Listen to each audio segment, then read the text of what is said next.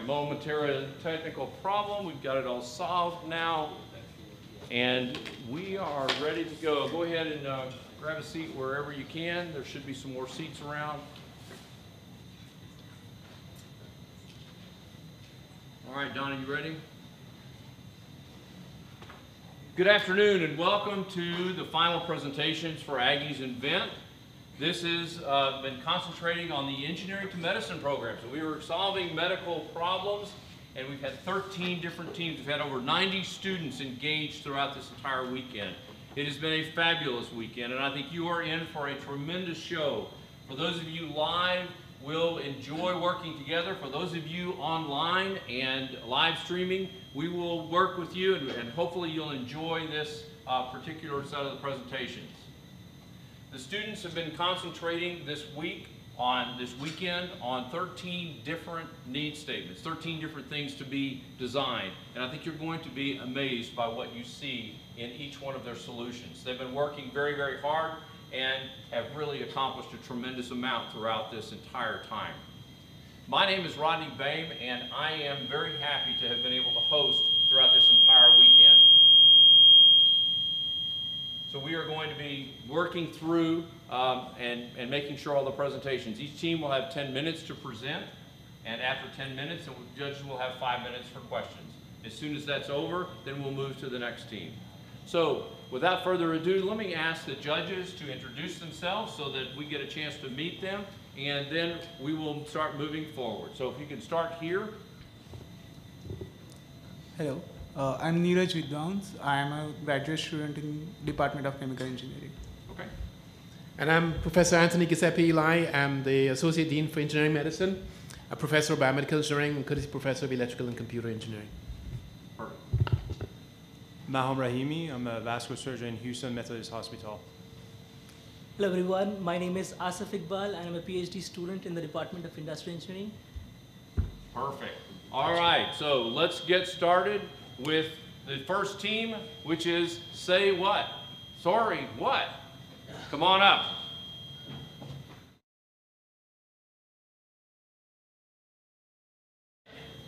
Sorry, bad joke, I know. All right, come on over here. Stand right in the middle. This is the clicker. And you may get started when you are ready. Yes, we have access to it.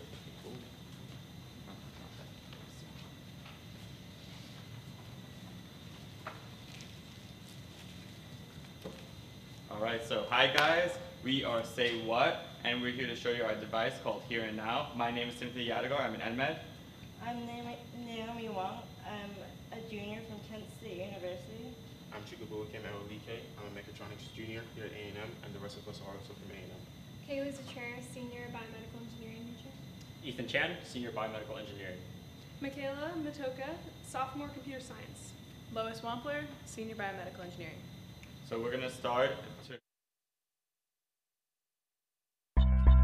Over 5% of people have some form of disabling hearing loss. That's 430 million adults and 32 million children. 1 in 3 people 65 and over experience hearing loss, and often that will increase with time. Imagine you're a part of that 5%. Here's what it would sound like if you were in a noisy room trying to have a conversation with someone at a party.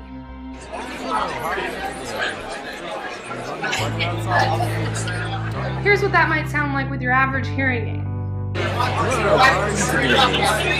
Enjoying the weather outside, it's really... Notice that you can't make out anything anyone is saying, including the person standing right in front of you. The inability to clearly hear increases frustration in communicating, which in turn causes social isolation and even depression.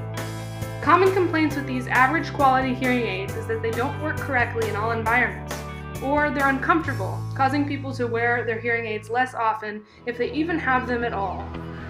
This is where we bring you into the here and now.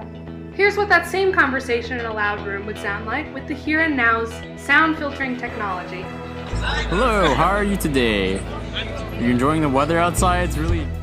Making use of bone conduction, generalized settings, GPS, Bluetooth connectivity, while maintaining a lower cost, The here and now is bounds above what our competitors can achieve at a much higher price point. Problem is, hearing aids currently, they're expensive, they don't work well in every type of situations, and they're not as comfortable. So in order to solve that problem, we invented here and now. So the primary things that we were able to achieve is we were able to make the hearing aid more affordable, more comfortable, and personal, so that like in different environments, they will function just as well. With this need statement in mind, we came up with 5 primary design requirements. First, we improved the sound to noise ratio to a minimum of 6 decibels. Second, we increased the lifespan to have it greater or equal than a device lifespan greater than or equal to 8 years. We made the device more comfortable so it can be worn for up to 24 hours. Next, we reduced the cost to 25% of our competitors. And lastly, we reduced the volume at which a user needs to hear the sound in order to understand that they are being spoken to. So to meet these design requirements, we went through several design iterations to create an optimized design. Because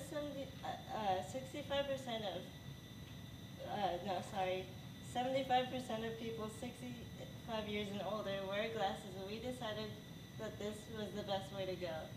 You can see in one of our earlier designs, a soft silicone covering covers a hard acrylic hearing aid with access for the hearing aid to attach directly to the user's skin. This hearing aid has vents at the bottom so that the device does not overheat and create discomfort for the user. You can see how this changed in our final design so that instead of slipping onto the back of the glasses, there's a ring to attach to your glasses to make it more flexible for the types of glasses you want to wear. As a result of our design process, we have arrived at an elegant solution that we believe addresses cost, comfort, and convenience. These 3 issues can be addressed further by boiling it down to 3 physical attributes of our here and now device, which are the materials used for fabrication, our attachment mechanism, and our hardware in the device as well. As far as we settled on a silicone rubber type material, that will be attractive for both the customer and the manufacturer because it is easy to fabricate, is inexpensive, and lightweight and flexible for the device. The attachment mechanism, as Naomi explained earlier, can be fixed upon the frame of glasses. Alternatively, we have another ear hook kind attachment that will snugly fit the hearing aid close to the ear. Additionally, there will be a gecko type dry adhesive material that will ensure that the device maintains close proximity to the ear at all times. Lastly, we have minimized the amount of hardware needed in the hearing aid completely, whereas our competitors provide over 20 channels of preset listening settings. We have boiled that down to 6 essential ones, which greatly reduces the amount of processing needed in the device itself and prevents distortion of noise due to so many variety of channels. Additionally, we're outsourcing some of the capabilities of the hearing aid itself to a mobile app, which will be explained later, which also reduces the amount of hardware needed in the here and now. So the different technology that we have incorporated into our design is a bone conduction, generalized settings, and different configurations. So bone conduction takes the sound and converts it to vibrations, which is directly outsourced to the cochlea, which bypasses the outer and middle ear. The generalized settings are set by an audiologist, preset for certain listening situations, and different sensing technologies that already exist are incorporated in our design that automatically detect the frequencies and change to that setting, which increases personalization.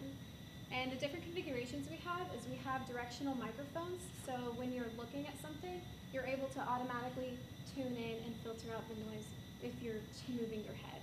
So that's basic filters. And then we also have a T-coil setting, which is an inductance, where when you put up your phone to your hearing aid, it'll automatically connect via Bluetooth to your phone, so you will not have to try to process that sound. So like Ethan mentioned, we do have a mobile app that connects via Bluetooth to your hearing aids. And this allows for further specification for these situations where you can modify the frequencies and the volume at which you're hearing. And this app also takes into account location data so that when you go to a certain location and you modify your settings, it'll remember, and then when you arrive at that location again, it'll automatically change your settings to what you previously set. To further expand on the technology of our hearing aid device, here is a basic overview of the electronics. So similar to typical hearing aid devices, our hearing aid device operates in 3 phases: sensing the surrounding sounds from the environment, processing that information, and outputting the desired audio. But in keeping to the theme of situational control, we have added a variable processing level estimator, which autonomously adjusts the frequencies to levels preset by the audiologist. Also, the user has a capability of adjusting these settings to a more comfortable setting from the app, which communicates with the device via Bluetooth. In conclusion, we set out to solve the problem of making hearing aids more personal and more situationally controlled. We were able to do that by making them individualized, cost-effective, and comfortable. They're individualized because we have adjustable location settings and an app. They are cost-effective because we created an idealized number of channels and we simplified the electronics. Lastly, they're comfortable because we have optimized materials and a discrete design. In future iterations of our device, we would like to implement digital filtering in order to further decrease the cost. This concludes our presentation. Are there any questions?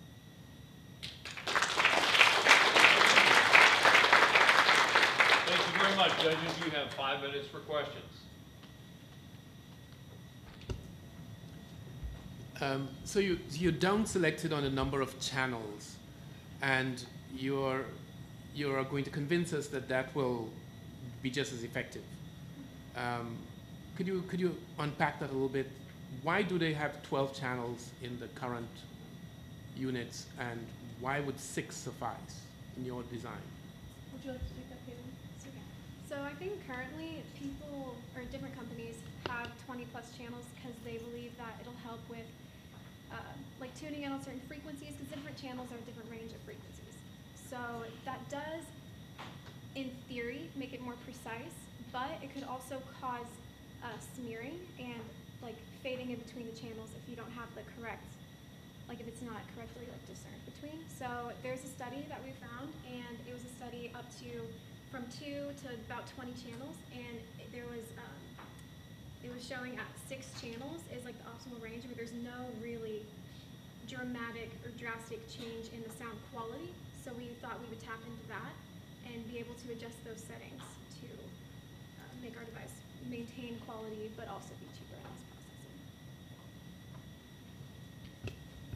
processing. Are you sure you had only 48 hours for this? Very well done. For grandma, how easy it is or grandpa to use this app? Well, we did have the very large buttons and the clear labeling left and right ear. So, and then we minimized the amount of modifications that the user can make. There are only 3 sliders, and they are clearly labeled at the bottom as well. And also the app already knows which setting your hearing aid's on, so you don't have to choose it. And so it'll be able to adjust that, specifically that setting.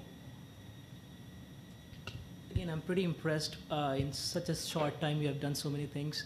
My question is, you guys are implementing machine learning algorithms somewhere, and it's always going to be connected via Bluetooth to your phone. How long do you think this will run, and how often do you have to charge these?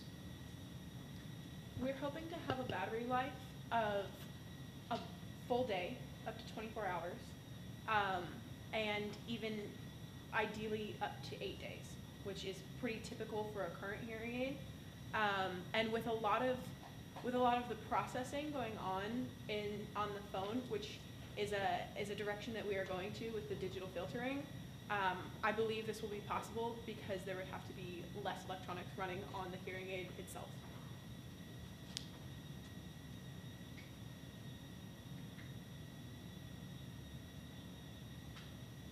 Any other questions? So how does the inclusion of the Bluetooth functionality change the footprint relative to existing hearing aids? So I know that existing hearing aids do have Bluetooth technology, but I know that there's not apps, like if there is apps, they're not widely used and people don't choose to use them because one, the technology right now may be too expensive, and two, it could be more complicated. And also like going to the audiologist is difficult, and if the audiologists themselves have like a selection of hearing aids they use, it might not be accessible. So we were just tapping into the existing Bluetooth and making an app that would connect that way.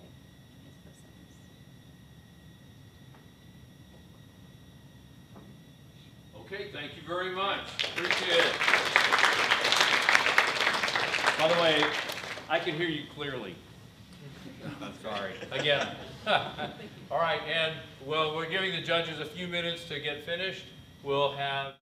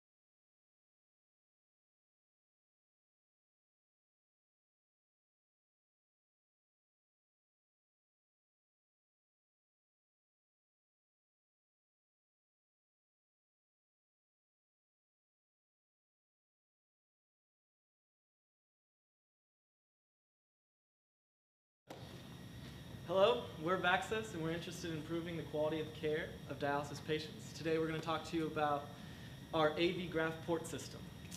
On our team we have 4 different engineering universities represented: Muath, myself, Brendan, Lauren, Sean, Alexa, and Nilu. And now we're going to show you a video about who we are and what problem we're tackling. This is Bill. Bill was diagnosed with end-stage kidney disease in 2013. Ever since, he has spent his Mondays, Wednesdays, and Fridays receiving dialysis from noon to 4, along with 475,000 Americans. Since kidneys used to filter Bill's blood, Bill now needs to have a dialysis machine to filter his blood for him. The most common way to get to Bill's blood into a dialysis machine is by using an AV fistula, whereby a new vessel is created by connecting a vein to an artery. But for Bill and approximately 1/3 of dialysis patients, this is not an option. You see, Bill's veins are too weak, so an AV graft is used to help access blood flow. But grafts also have their own set of problems associated with them. Grafts are artificial and aren't self-healing, which means they wear out faster than native fistulas. This means that patients like Bill have to have graft replacement surgeries every 2 to 3 years. But wouldn't it be great if Bill could spend more time with his wife and kids and less time recovering from surgeries? Backsets technology creates a single point of blood exit and a single point of clean blood reentry in our grafts by integrating proven port access solutions with existing graft technology. Our innovative solution allows for longer lasting grafts, which reduce graft complications, allow nurses to have more convenient vascular access, and improve quality of life. Backsets, here to make sure you can take the vacation you deserve.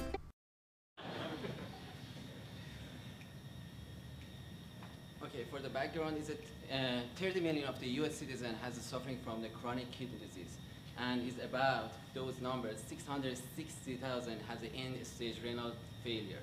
So 475,000 of these people use the dialysis as a long-term solution. So as you can see, there is a need of innovation in this area. There are 3 current methods of achieving vascular access in dialysis patients. The methods are an arteriovenous fistula, an arteriovenous graft, and a catheter. In AV fistulas, surgeons physically create a connection between a vein and an artery to make a large vessel. This allows for the easy, convenient access of the vein near the surface of the skin and the high blood flow of an artery. which is required for dialysis treatment. An AV graft connects a vein and an artery through a polymer tubing within the skin, also surgically. This tubing is synthetic, so it has its own set of issues, but whenever you're drawing blood from the patient, you're physically sticking the needle in the tubing itself, not in any native blood vessels. The catheter is the more temporary solution. In the catheter treatment, the catheter is placed usually in the jugular vein and rests in a port in the right upper chest. Catheters come with complications such as infections, while AV fistulas and AV grafts are more permanent solutions. As you can see, the majority of patients have AV fistulas. This is because fistulas are proven to have the best efficacy, they last the longest, they use native blood vessels, no foreign materials, less prone to infections. But unfortunately, 30% of patients do not have the requirements eligible to meet to make an AV fistula. This means their veins are too weak or they have other physical complications. Additionally, in 30 to 50% of patients in which an AV fistula is attempted to be created, they've experienced primary fistula failure. This means that a significant amount of patients either have to have a catheter or an AV graft to receive their dialysis. This leads us to our clinical need. AV grafts currently have significantly lower success rates than fistula due to problems with clotting and durability. We've identified this latter problem, that of graft durability, as a bioengineering problem that we can solve.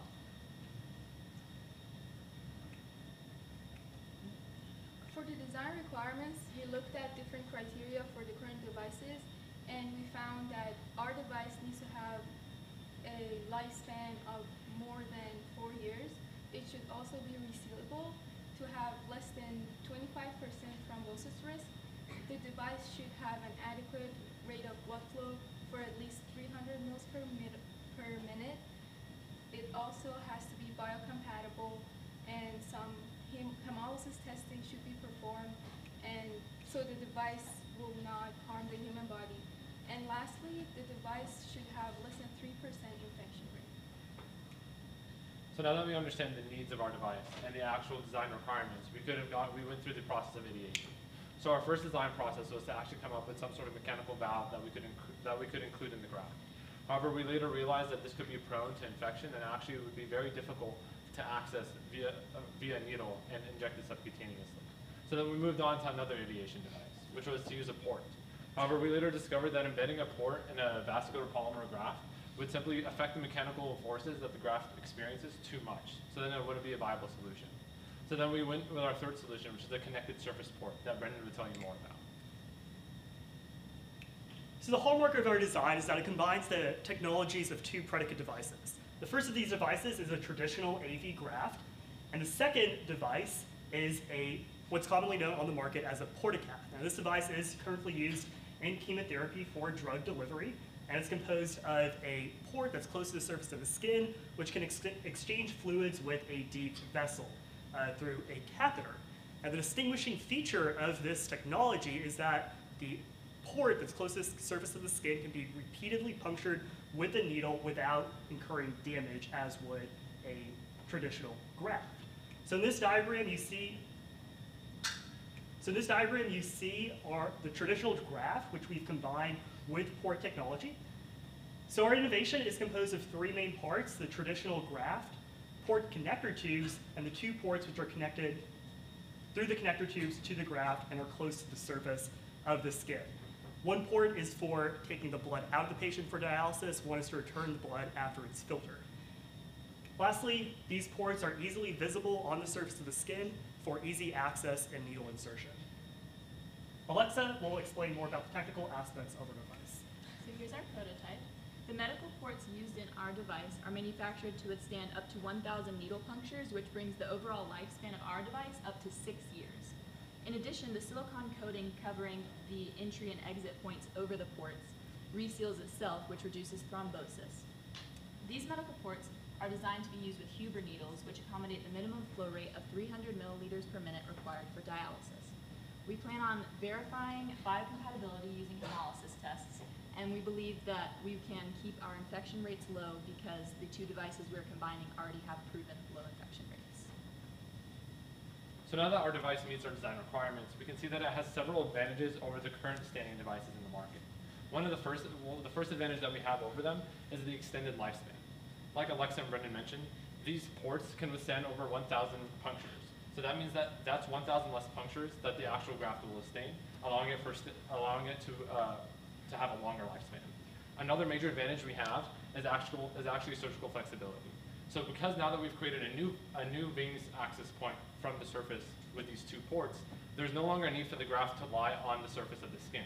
Rather, it can lie deeper within and allow just for these ports to allow access to the vasculature. The third main improvement is the patient's comfort. So now that the device is more reliable, there's no need for any revisional surgeries in the future. Well, there's less of a need for such. And one of the main advantages that we have over other devices is our simple path to market. The fact that we're using 2 already FDA-approved solutions to make our device allows us to simply submit a 510K or go through that similar ideation, or that similar process to bring it to market and actually make it a viable solution. So going forward, we believe our device can flow at 300 milliliters per minute, and we would be interested in trying to improve that design. It's based off the needle and the port system.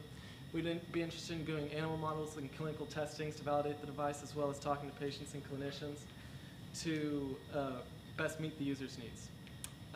Thank you for talking to us. We're Backsets, and if you have any questions, post them.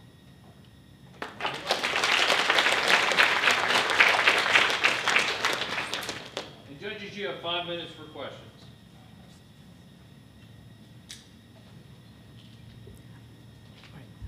Great job, guys. My question is, you have these 2 devices already available in the market, and so can you reiterate the innovations that you're bringing in this product? Or in other words, why it has been challenging to make this product before? So, if I'm understanding your question, is like, why is it hard for the device to for new iterations of those devices to be made? So basically, there have been only very traditional methods of accessing vasculature in the past, and we just think that there isn't a lot of attention that's given to these issues. So I'm sure there have been other solutions that have been developed for this issue. However, none have gone through the same sort of ease of process through the FDA that we have developed, and also allow for a sort of simple, quick solution while other better solutions are being developed. If that kind of answers your question. I'm still a little confused. Well done. My question is, how would you prevent the port to thrombose? Because it's smaller than the graft and there is no blood flow going through it. So how are you envisioning that the ports are staying patent between the dialysis sessions? Yeah, so the port has a 2-valve system. So one valve is through the silicon tubing on the top, the silicon cover on the top, and the other is another valve system where it's connected from the port to the actual graft. That's how current portacats are used. So using this 2-valve system, you will only allow fluid to go into the port once there's either a negative pressure or a positive pressure applied. So in the meantime, while there's like a static pressure, there'll be nothing in the port at all, and you'll only have blood flowing through the graft and just the simple catheter that doesn't allow anything through the port. How about the connection between that red, how about that green? How do you envision that to not thrombose, the green part? So we're hoping to use the same Gore-Tex covering and the same tubing that's used in the initial device.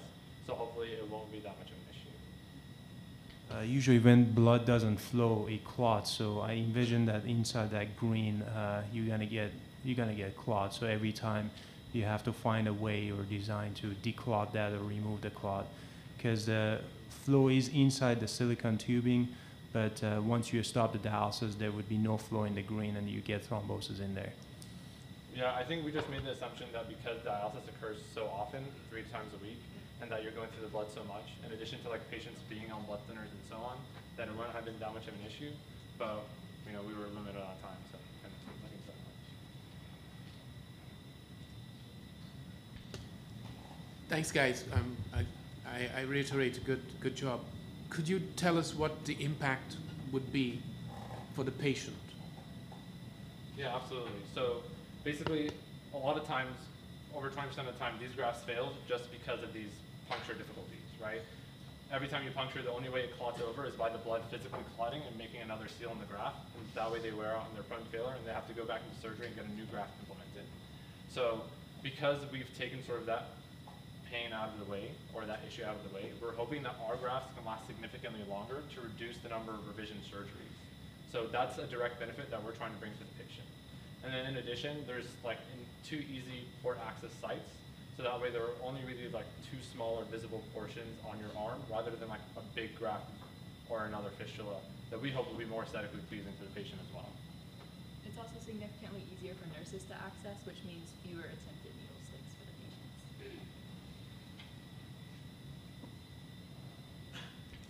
Why do we need 2 ports for the device? Why do you need 2 ports for the device? Yeah, so you need 1 port to allow for blood to go into the dialysis machine, and the other port returns the blood from the dialysis machine into your body. And they're separated at this link to prevent blood mixing. Okay, thank you very much. Backsets.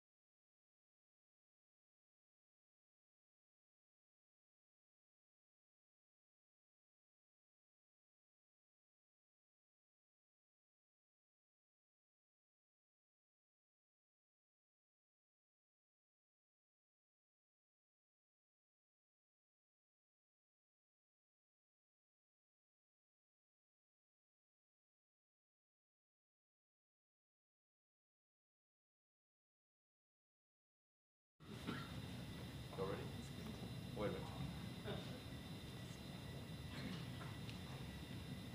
That's a question, I understand. I put it.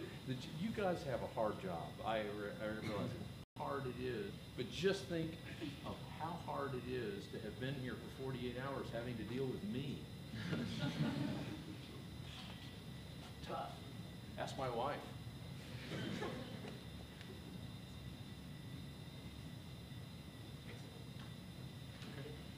We're ready. All right. Here we go, Carpool Diem. Good afternoon, everyone, and thank you for coming out. We are Carpool Diem. My name is Antara Gupta, and I graduated from Texas A&M with a chemical engineering degree. My name is Peter Lane. I graduated from UT Austin with a civil engineering degree. My name is Frederick Wang. I graduated from UT Dallas, majoring in biomedical engineering. My name is Kenneth Sims. I graduated from West Point with a degree in mechanical engineering. My name is Wesley Lim. I graduated from Duke with a degree in biomedical engineering. My name is Pranav Galbangi. I graduated from Texas A&M in biomedical engineering. And my name is Abby Roth. I graduated from Texas A&M with a degree in biomedical engineering, and we're all part of the inaugural class of EnMed. Here's a short.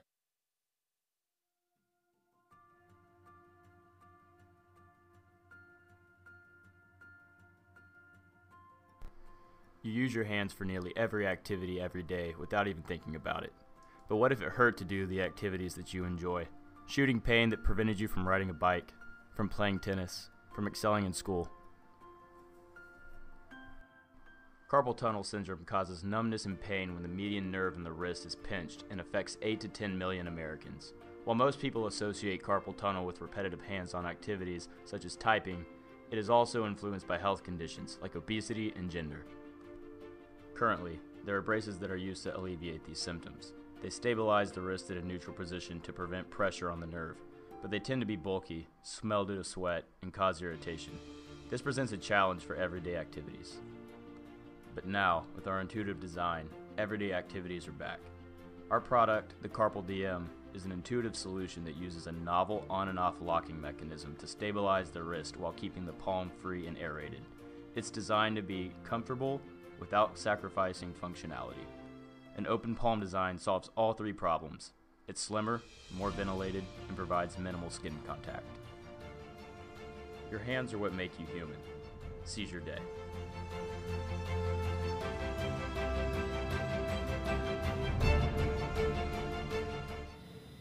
Finished our 48 hours Aggies Invent challenge. Now I have a question to ask you guys. How many of y'all were on your computer or phone for about a good time of it? I bet it's more than y'all are willing to admit or think. So imagine the next time you're on your keyboard and you feel a shooting pain up your wrist. How would that affect your lifestyle? There are areas of improvements in our current braces, and our team sought after, with our design and solutions, a novel way to do it, forming Carpool Diem. So today we will go over our design and solution and our need statement, as well as future plans. The carpal tunnel syndrome is a very common chronic ailment that arises from the median nerve being pinched and compressed at the transverse carpal ligament. And this pinching causes numbness, weakness, and even pain. And these symptoms get even worse with everyday movements like flexion of the hand, extension of the hand, and opposition of the thumb and fidget. And the carpal tunnel syndrome is so widespread, it affects basically every walk of life, from diabetics to athletes, from assembly line workers to hypercomputer users. Carpal tunnel syndrome affects over 3% of working American adults every year. Currently, there are a variety number of braces that are used to treat this issue of carpal tunnel. As you can see here, most of them use a closed palm system in order to keep your wrist rigid and stable and neutralize that wrist in a neutral position. However, this causes some key issues. As you can know, this results in decreased range of motion, I can't move my hand very much, and discomfort, whether that's bulkiness or sweatiness. Ultimately, all of these issues affect your activities, whether that's texting or typing on your computer, and moreover, it becomes really awkward when I need to take this brace on and off. This has led to what we need to do in terms of solving our solution. There is a need to design a carpal tunnel brace that allows for increased finger dexterity, comfortability, and versatility with respect to our current methods. To meet the need and inform the design, we established 5 needs criteria or objectives.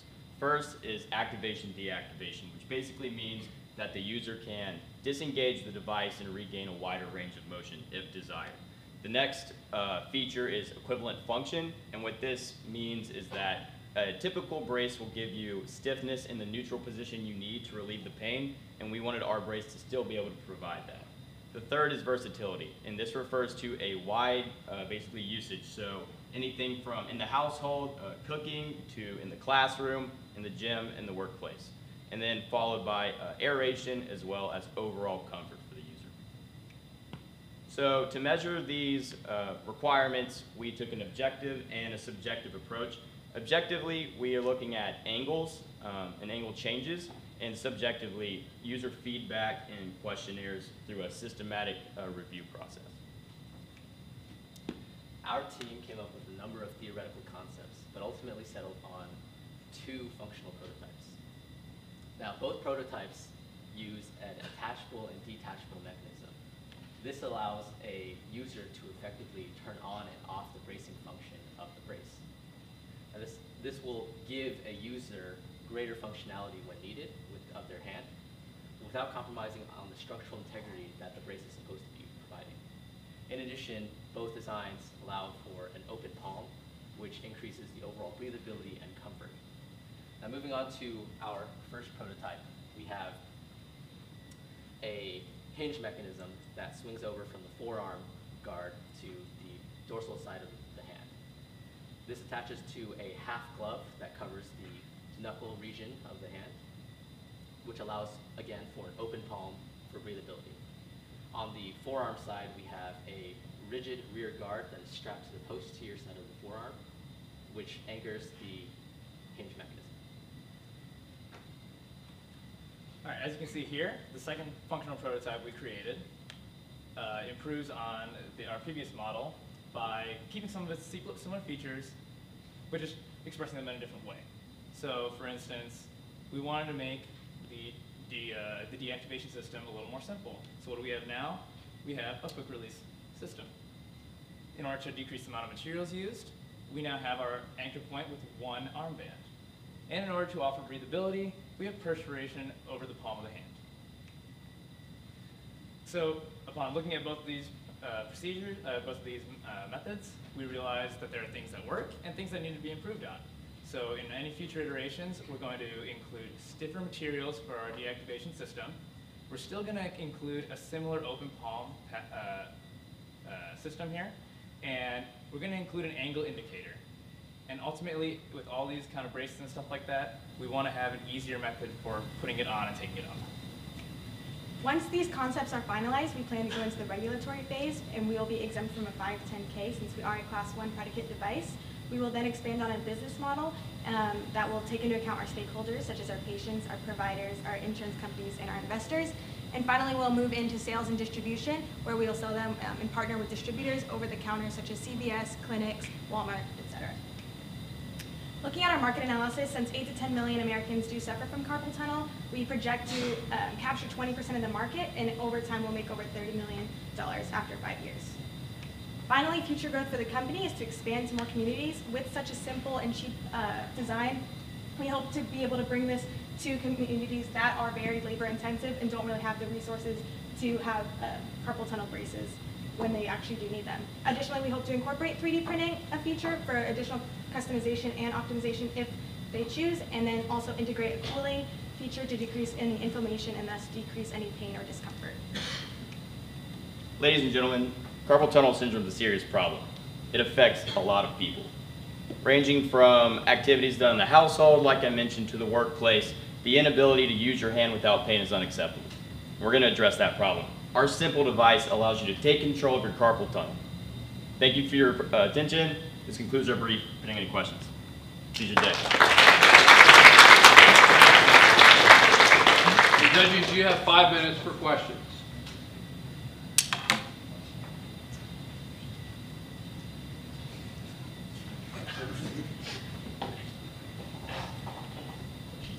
I'll take one question. Okay, so you guys did mention about 3D printing when you go into production phases, but why is it not a major concern? Because customization turns out to be one of the most important factors when you talk about biomedical devices or prosthetics. So why you don't think customization would be a major challenge? So customization can be addressed in several different ways, especially with a system like this. We're going for a heavy fabric-based and latch system like this. So typically when you have these, just like on your backpack, you have adjustable straps. So we can add that and then also include, this is where the angle indicator that we discussed comes into play. By having that indicator for different adjustable distances, it'll tell you exactly which angle you need to be setting your hand at to offer this sort of thing. And to do that, you don't actually need a 3D printer or anything like that.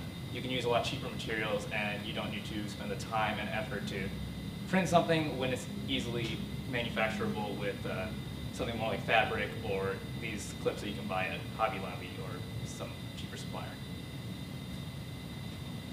My question would be more on your gloves that you're using. How do you think it would fit different people with different hand size? Like if it's a kid versus a 50-year-old person? So just like how we created with our gloves and our prototype, there would be like a small, medium, and large, because it started from actually an exercise glove. So exercise gloves are also kind of universal. So the way you do it is you base off your hands. Like I'm a small hand, so I'd know to pick the small one. But there would be 3 general sizes that you can have, and then there'd be adjustables with the straps that we have.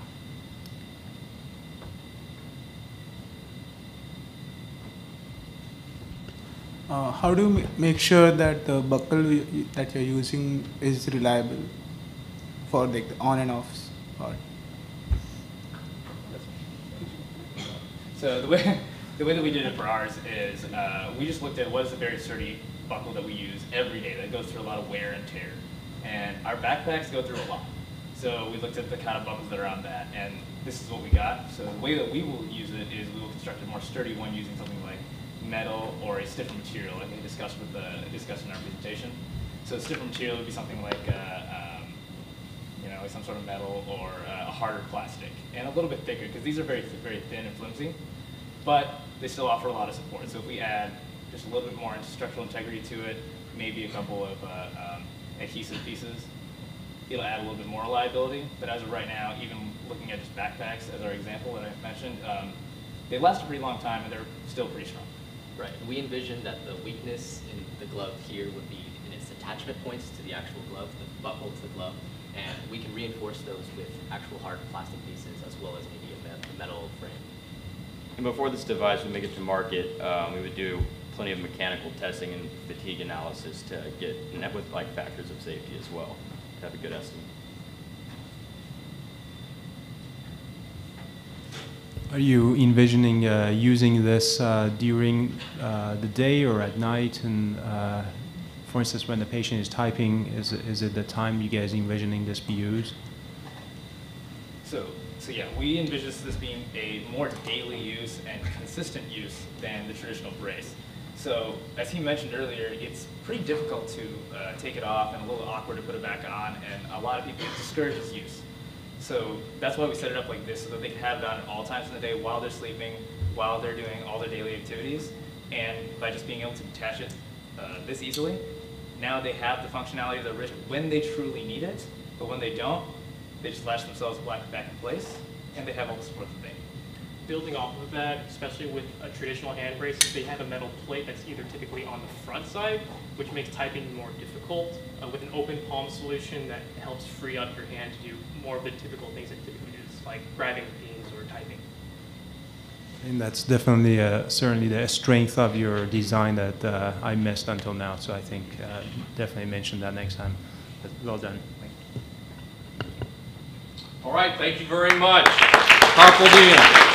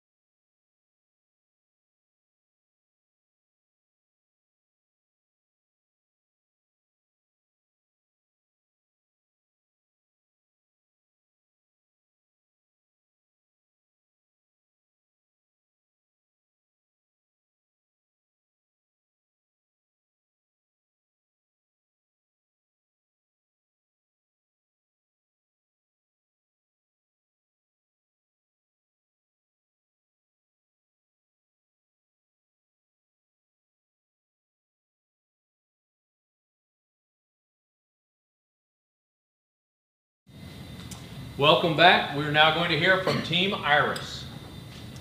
Good afternoon.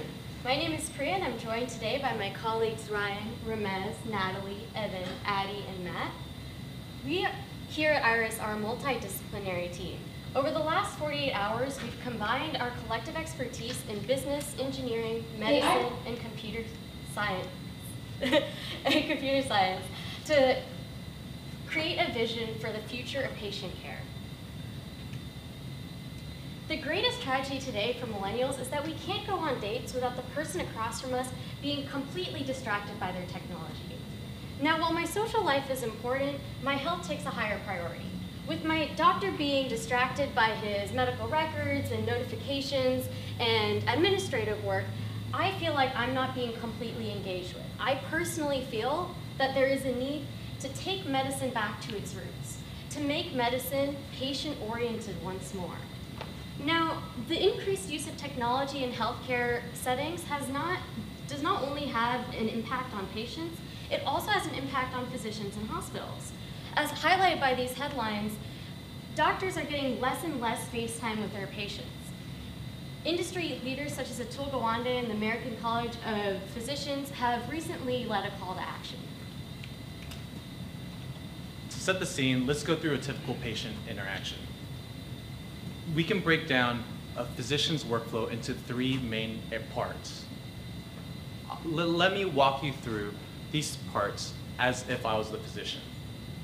So to begin, I'll see which patient I'm seeing. why they're coming to visit me, and I will review their previous charts to project a plan of care. During the patient interaction, I'll evaluate the patient's situation, I'll finalize a plan of care, and I'll communicate this with the patient. After the visit, I'll complete the documentation, I'll send out the prescriptions, and I'll generate medical billing codes. We've identified some pain points in this workflow. So navigating my next patient's charts can be difficult and time-consuming. This increases wait times, which impacts my patient satisfaction scores. I'm always multitasking. I feel like I'm not giving my patient my full attention. This decreases my quality of care. After the visit, I'm always rushing to complete my documentation. I feel like I don't have enough time with my patient. Is this the best workflow? Can we find a better way to interact with our patients? We put our heads together, and over the past 48 hours, we've come up with an innovative solution. We're proud to present Iris. Hey, Iris. Hello, Doc. I'm your personal intelligence scribe.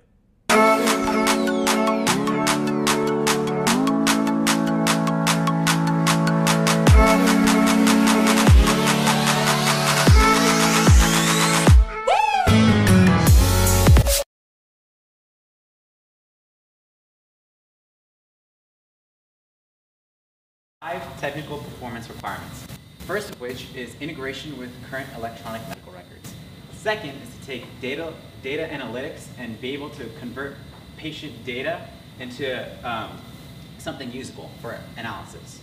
Third, taking medical terminology and be able to seamlessly integrate it into usable data, having a user-friendly dashboard interface for doctors to read, and seamless integration into the clinical workflow. So we came up with several different design representations that incorporate different NLP models and data, different types of data from model training. What's great is that as of today, the patents for medical voice to chart technology have expired. So currently, if you look at a major company like Nuance, they've heavily focused on transcription and clinical note document generation. These are actually siloed features. Iris aims to interoperate between all these features that integrate seamlessly together. As we look on the left side of our diagram, the pre-patient encounter, we plan to have Iris have a patient briefing with the doctor, where the doctor asks about the patient's medical history. Then when he enters the room, we'll have Iris record the interaction and transcribe and audio capture what occurred in the room and put it into a patient chart. Trend analysis will be used for specific variables associated with the patient's condition, and clinical note generation will be used to generate a summarized document that essentially incorporates the information associated with that patient visit. And post-patient encounter, we plan to have Iris analyze the data and have code generation to make medical billing easier, and then action item generation to possibly order labs or get test results at the doctor's discretion. And finally, predictive analytics for patient trajectories and outcomes. Instead of dwelling too much into the details of our technology, we're going to show it to you, because we believe that seeing is believing.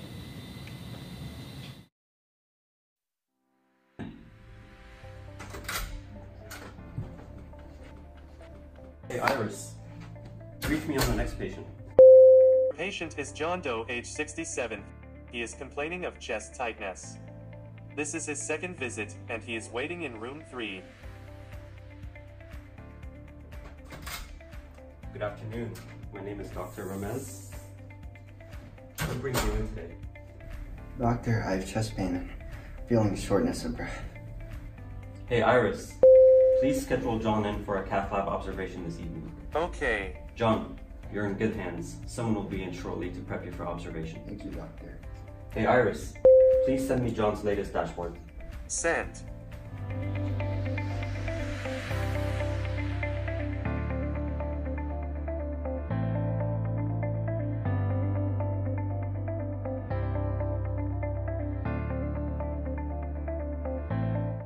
Hey, Iris. Read me on the next page. Wow, what a fantastic demo. Thank you. In addition to a working prototype, we know that our stakeholders care about the impact that Iris can have, specifically the value that we can bring to the table. We've identified our primary stakeholder as the physician. Iris's artificial intelligence capabilities can reduce the time physicians spend on administrative tasks. Per our calculations, specifically 3.5 hours per day per physician. 3.5 hours out of a 10-hour workday average. Let that sink in. That's time that they can spend with their families. That's time that they can spend working on personal goals. That's time that they can spend to reduce burnout, an epidemic currently in healthcare. Our goal is to tip the scale back towards life in the work-life balance equation. In addition to our physician stakeholders, we also have patients and hospitals as our stakeholders. The downstream impact that reducing administrative tasks has on patients will reduce wait times from 30 minutes to 13 minutes, a 57% decrease. Regarding the bottom line, they will increase hospital revenue for physician groups by 38%. Now, it's important to understand where we stand in relation to our competitors. There are solutions out there that reduce the administrative techniques that physicians have to go through. For example, Nuance helps with medical record navigation, and IKS has automated transcription. So how are we different? What really sets Iris off this positioning map, this current positioning map, is that it is an end-to-end solution. We here at Iris work to understand both the physician and patient journeys. We understand that physicians don't just want another technology that solves a small part of a bigger problem. We know that physicians want a full end-to-end solution. Now, with any new solution, we know there are risks. However, we have created strategies in order to mitigate those. The first two risks are HIPAA compliance and cybersecurity. Now, Iris is not actually going to hold the data in our servers. That data is going to be stored in the hospital servers and be protected by their firewall. Now, we want to be industry leaders, so we want to collaborate with the hospitals in order to create an industry standard in HIPAA compliance and cybersecurity. Now, another big risk is general privacy. We want to make sure that physicians are being trained on how to use the device mindfully. So as previously mentioned, the patents have just expired, so there's going to be a huge rush to get to market. With that in mind, we came up with an aggressive plan of attack. By 2019, we plan on product development. So from starting this year and the next 3 years, we want to be able to work on creating the best product possible. And by 2022, we'll have a beta version for demo purposes, and once we have that, we'll begin partnering with EMR systems such as Epic. Once we have these partnerships down in place, we will then take the necessary steps to do a full market launch in 2025. All right, Iris, thank you very much. I appreciate it. Judges, it's time for questions.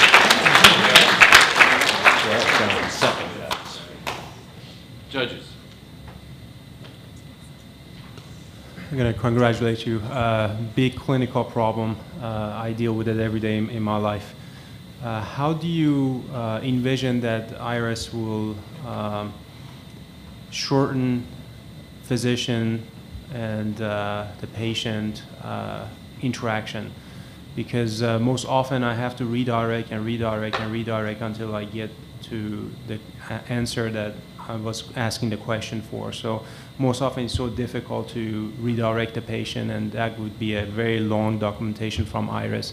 How do you envision to solve that problem with Iris? So the way currently Iris works is if you use Google Home or Alexa, there's a wake word. So our final goal is to have Iris record the entire documentation and to be able to parse through the data to figure out what is needed, what's not needed. How it currently works is you have to say, hey Iris, and then you list the symptoms or say the disease state that you want to document. So right now, we manually do it by like saying the wake word and then saying what you want to transcribe.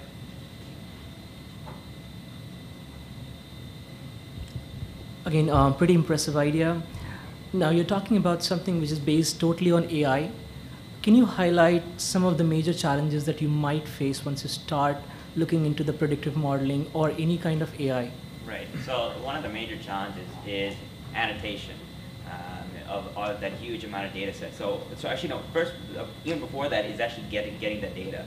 So transcribing essentially the communication into text, that's one challenge, and making sure that's actually it's accurate. The second one is taking each of those words inside and trying to, what's right now done is they manually annotate it. They'll look at, okay, which words are a problem, which words are treatment, drugs, and so on. But really the major challenge would be trying to develop an effective NLP model. Right now, baseline models use what's called bag of words. And essentially, you convert each word into a vectorized format. Once you've actually vectorized each word, you cluster them based on similarities. Now, the accuracy in those models is actually very low. So in terms of finding the right model that's based on what we actually really trying to extrapolate from the data, that would be the significant challenge. It would be on the modeling part and in terms of the data. And the next issue that we faced when I was coding some samples is accents. So if a patient has very slurred speech or a heavy accent, right now we haven't developed our model to pick up the differences.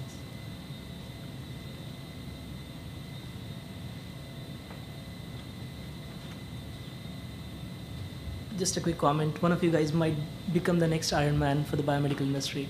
So good luck. Okay. All right, thank you very much, Team Iris.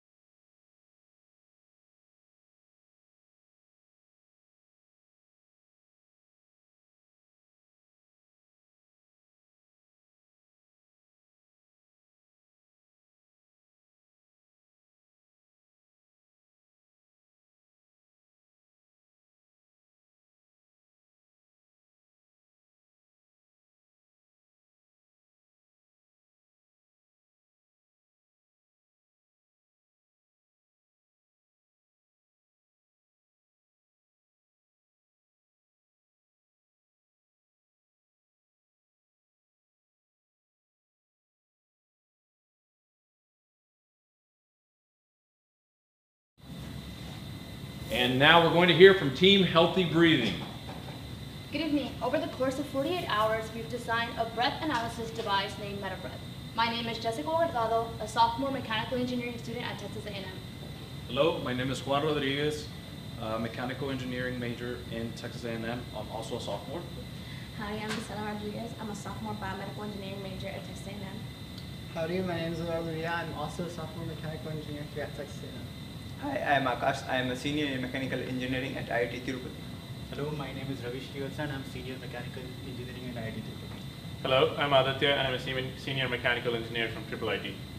So we're going to go ahead and introduce our device with a video clip.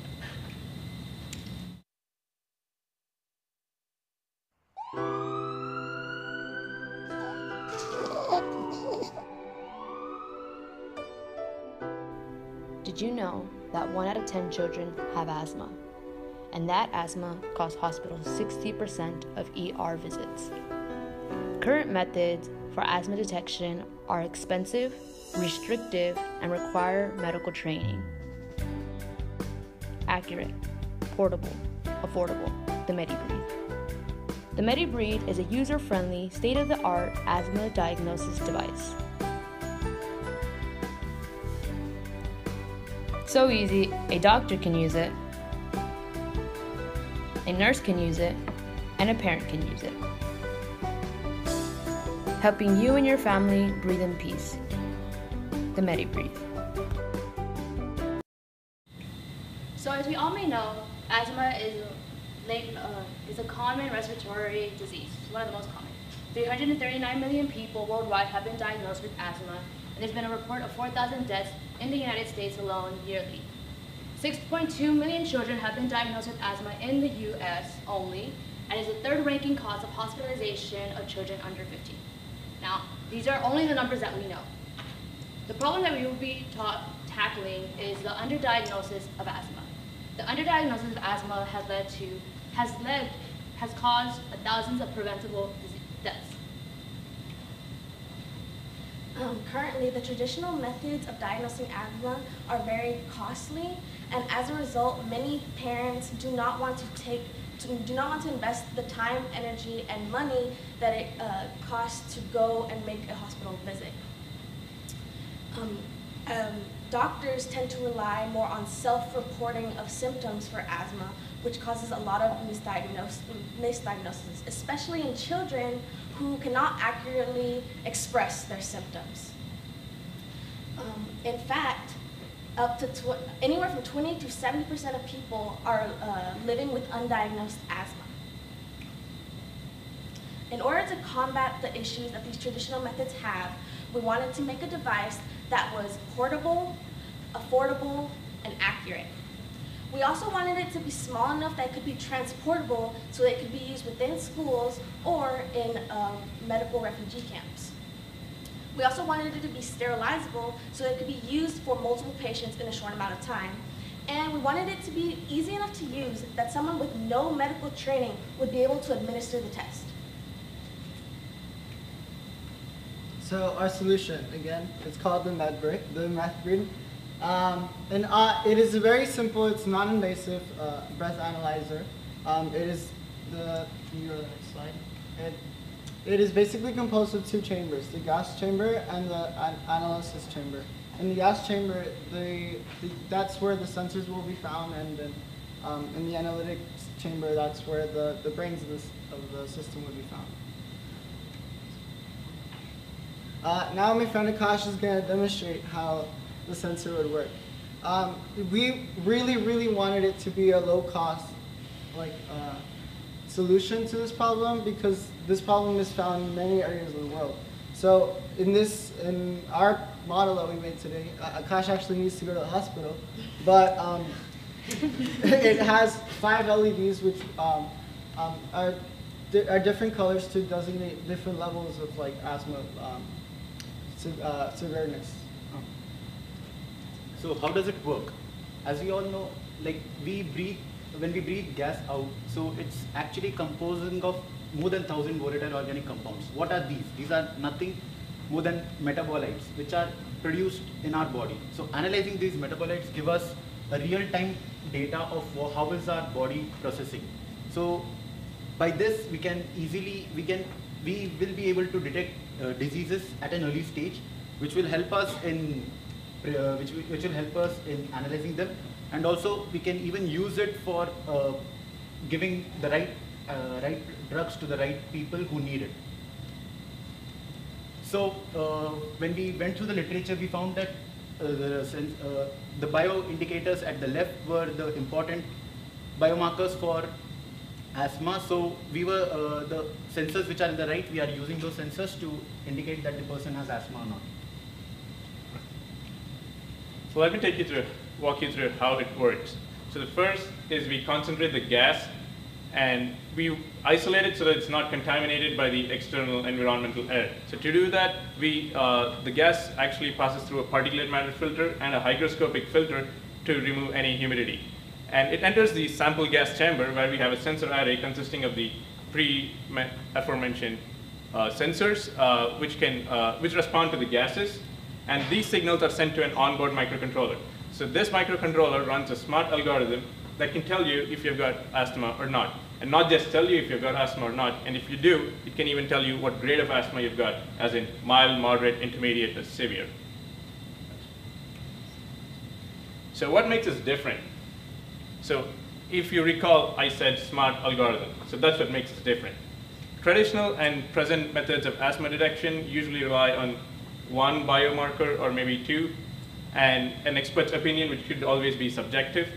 So, and what we're doing is we're measuring 8 different biomarkers, which are the features or inputs to our random forest classification algorithm, which can detect, when trained with the appropriate data, if you have asthma or not, and what class. So in that case, you would also you would get over misdiagnosis of asthma. And for example, all of us was the girl in the video. She got immediate medical response. So what if there was a girl in a remote village who is not able to?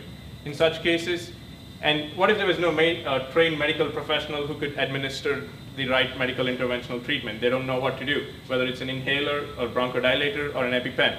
So with Medi Breath, it can tell you what grade of asthma you've got, and you'll know if you just need an inhaler or you might want to go to an EpiPen. So we were given a problem and we have delivered the solution. But what follows afterwards? Now, since they explained there's different biomarkers for different diseases. Now, if we were to change the data that we have and the sensors that we put inside the box, we can detect different diseases such as lung cancer, diabetes, and even traumas, just to name a few. Now, in the video, we said we wanted to work with a lot of people who may know about, who may be trained in medicine, or who may not be. Parents, educators, and we want to extend it even to first responders, because you never know what you may find on the scene, and even non-governmental organizations. We want to help anybody that we can, and we want to help advance the field of breath analysis with this type of research and continue to develop into a better technology. So, thank you. And any questions? Judges, you have 5 minutes to question the team.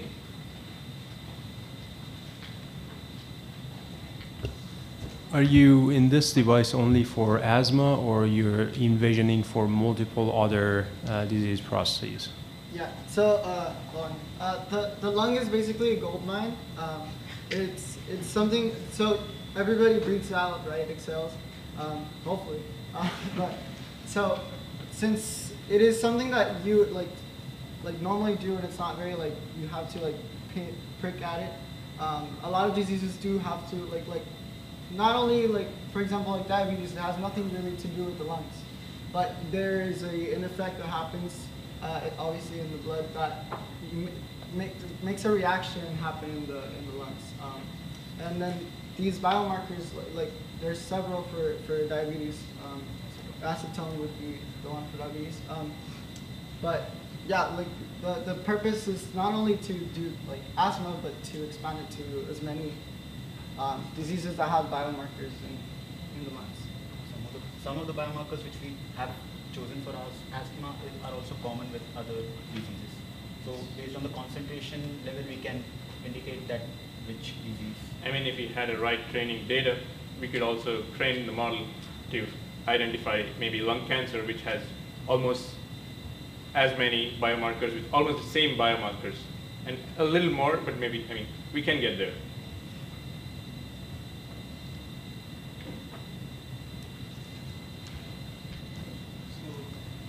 So in the beginning, you mentioned about sterilization.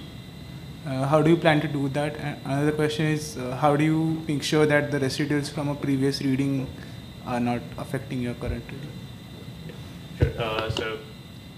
So the mouthpiece right here, I mean, yeah, this is just an alpha prototype, but the mouthpiece is disposable, and so different people can get different mouthpieces. And we have, inside the mouthpiece, we have a particulate matter filter and a hygroscopic filter. So even if there's the sensors behavior responds differently at different temperatures and humidity, we also have humidity and temperature sensors in our device, so we also take that into account. And with respect to sterilization, most of these sensors work on the principle of absorption and desorption. So you give it enough time, like 5 minutes, or if you in fact add a heater, it could desorb in like 2 minutes. And I don't think it should really be a problem.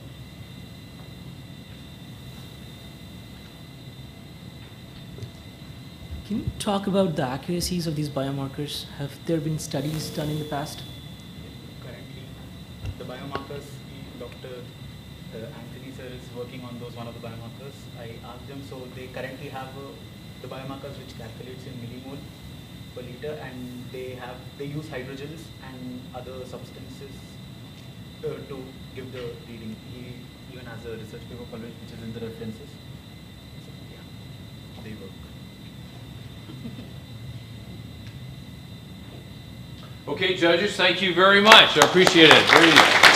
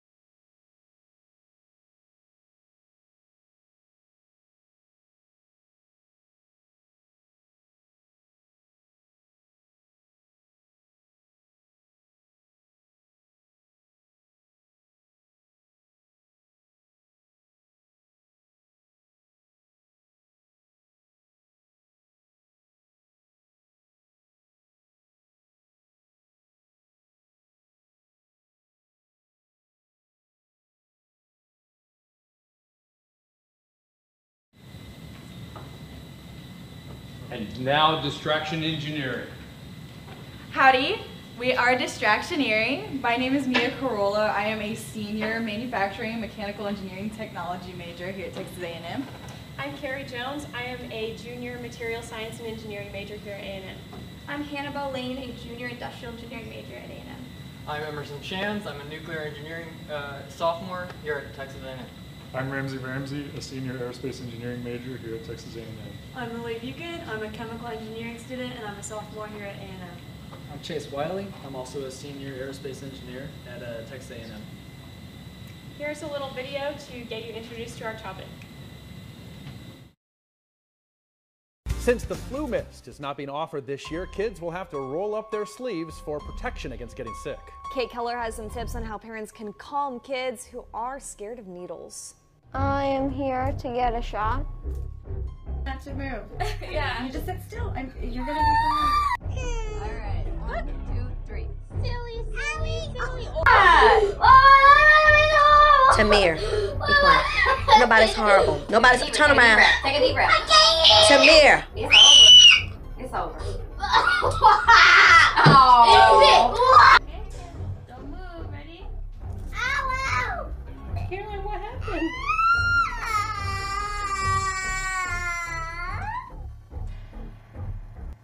This year, experts believe a greater number of children will be getting the flu shot. For kids who don't like needles, that could be problematic. I never believe it's good to surprise a child with something that isn't going to be a possible positive experience. But distraction's probably the #1 thing that can help kids when they're getting an injection. Anything to provide a more positive atmosphere. You know, there's some adults that really still have difficulty, and you wonder if they didn't have someone help them when they were younger.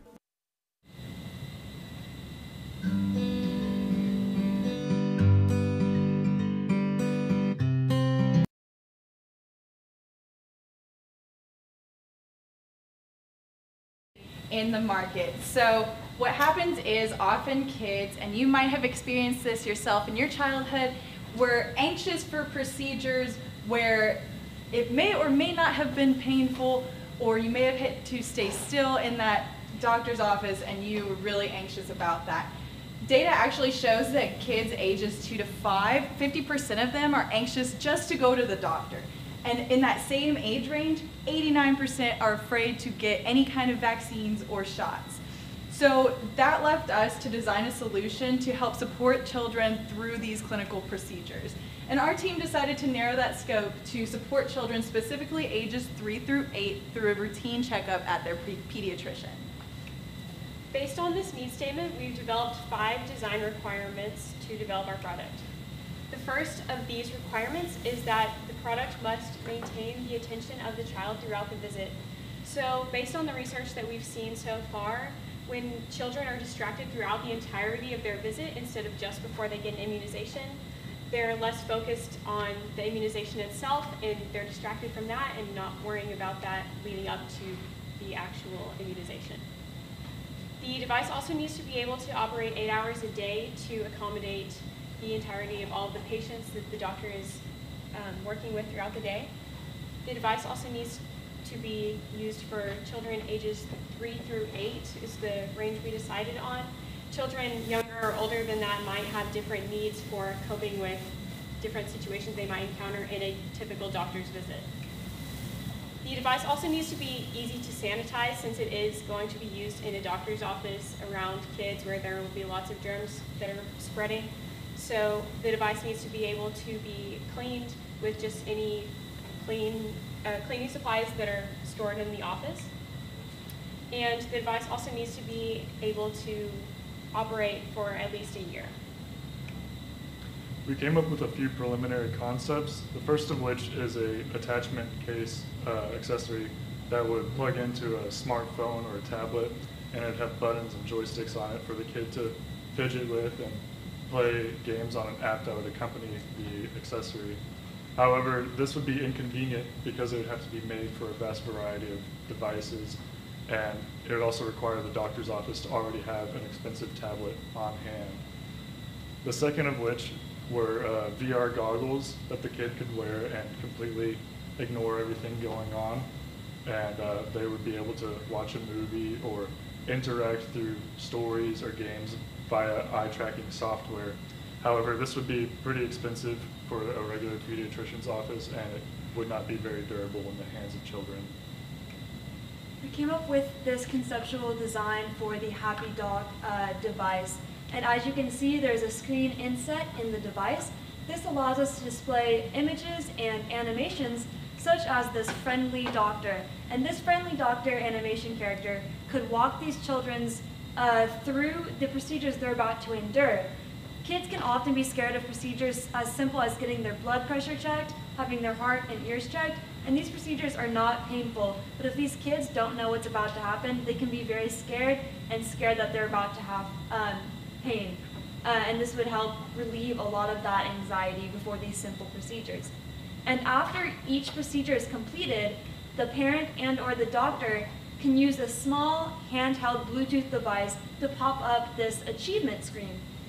And for kids who are able to read, they'll be able to understand that they have just earned points for completing these easy procedures. And research shows that a point-driven reward system really motivates these kids to listen and to pay attention.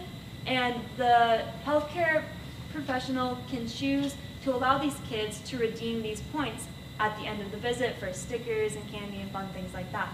And for kids who may not be able to read, the device also emits sound that can tell them what's going on, and fun animations with positive connotations such as fireworks or confetti to let them know they've done a good job. As you can see on the top and the bottom of the device, there's fidget modules that are unattachable and customizable, and this allows the kids to do something with their hands while they watch the screen so that they can sit still and not move their body around, allowing the doctor to complete these procedures. And for when it comes time for the vaccination or shot, studies show that deep breathing and breathing out when receiving the shot helps reduce pain and anxiety. So we've input a microphone into the device that the child will blow into while receiving their shot, and it will blow up the balloon animation, helping them get through this procedure. On the screen is a 3D rendering of our first prototype that is also being passed around with the judges.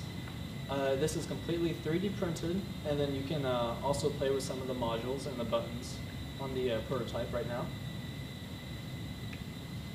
This is the circuitry diagram. As you can see, the main part of the device is centered around the Raspberry Pi and the screen, which is powered by the onboard battery.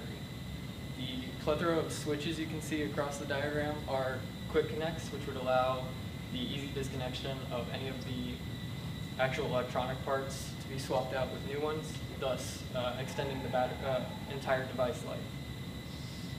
The device itself is efficient on resources and very hassleless when programming. It's using a Raspberry Pi, which is very friendly with any animations we try to do. It's also got big potential for future adaptations, which would include the actual Bluetooth controller, which would easily interface with all the Bluetooth capabilities that a Raspberry Pi has. Our target market for this product would be pediatric facilities across the U.S. And with over 74 million children in the U.S., there's just a wide market for this product. And we're really looking forward to it. We are predicting about a $50 cost to produce this, and we'll sell it for around $100, which compared to a tablet is a lot better price. In conclusion, we are really pleased with this product. We all know children who've been afraid of shots or afraid of going to the doctor, and so we're really excited to be able to help them enjoy the visit and make it quicker for the doctors. Thank you. Do you have any questions? Thank you very much. And judges, you have 5 minutes for questions for the team.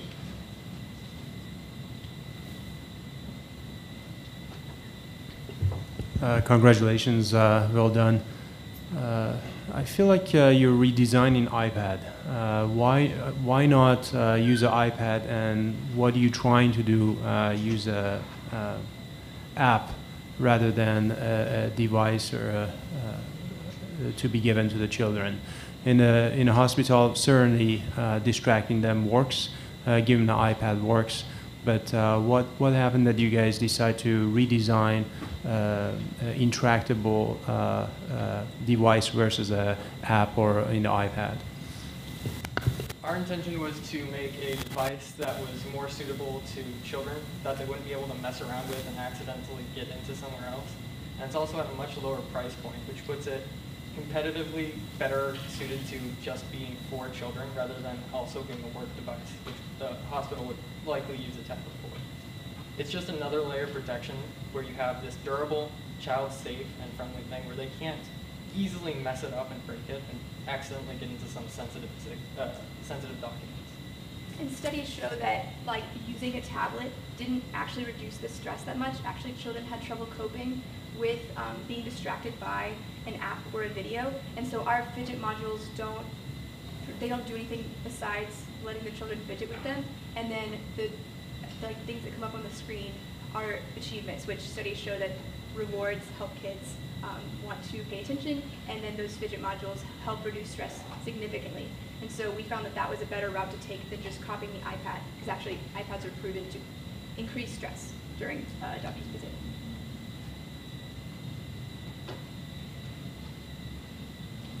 I think fidgets are really interesting. You can actually add some more fidgets to this, because you can see on Amazon you have so many cool stuff that you can play with, and they can really engage the students well. Good luck. Thank you.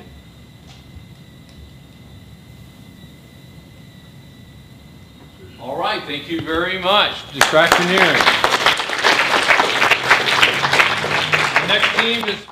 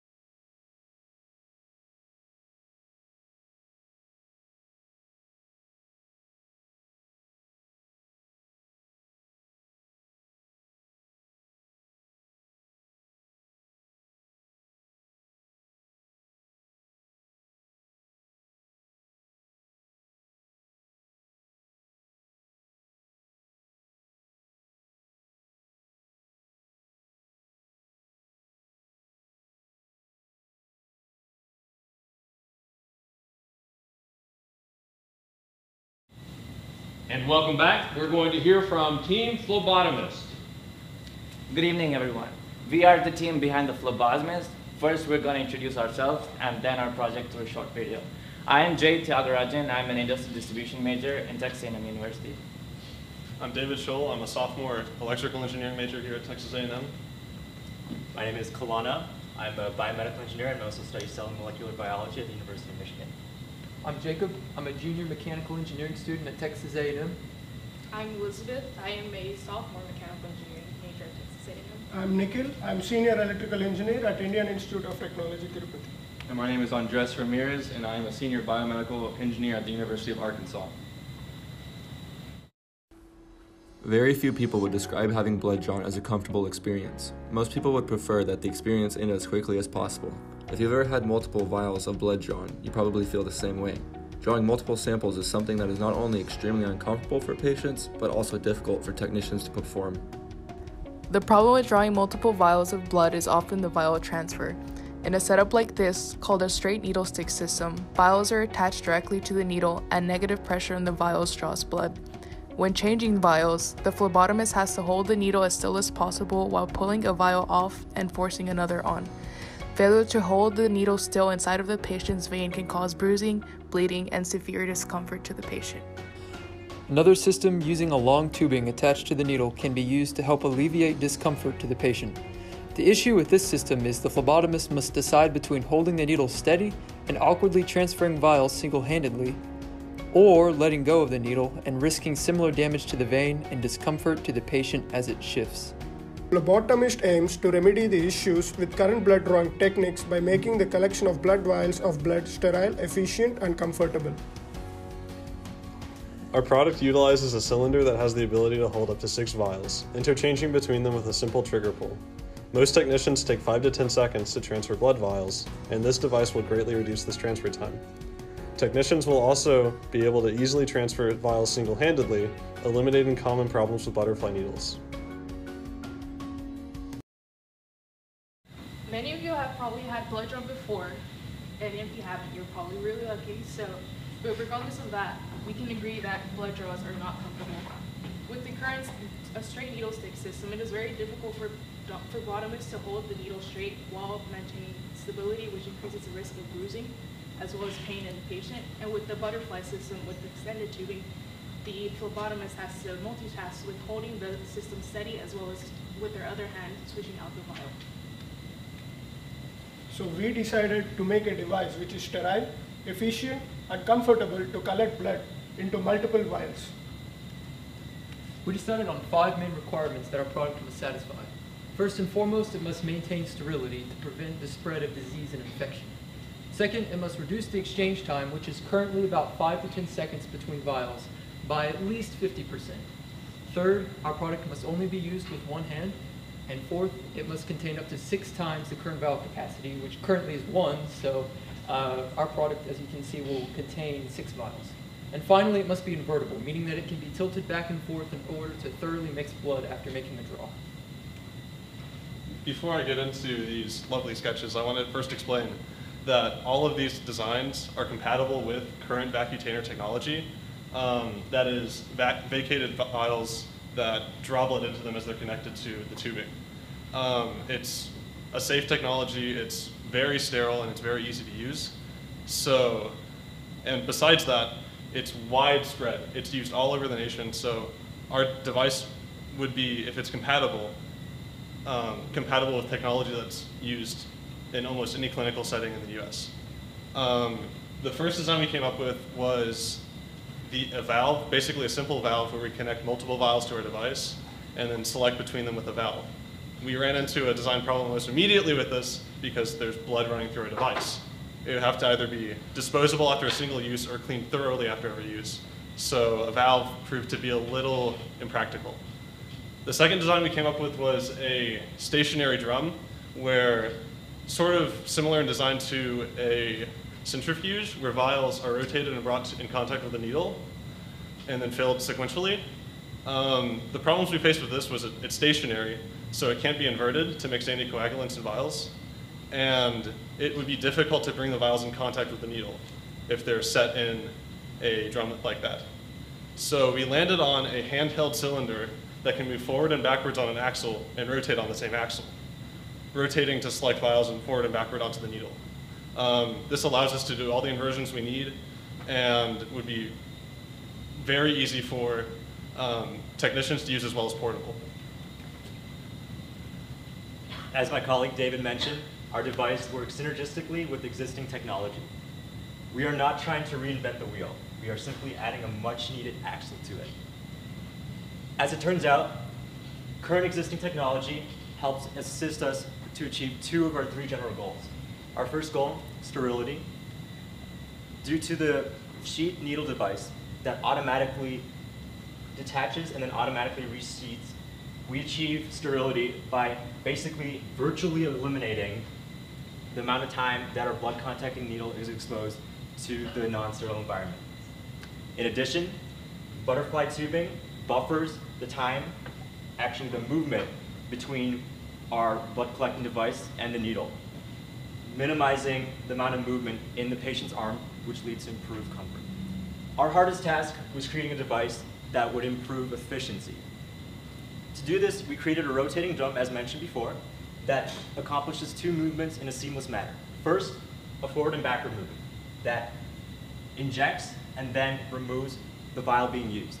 And in addition to that, we have a rotation movement that moves the vial, actually advances to the next vial in the order of the draw.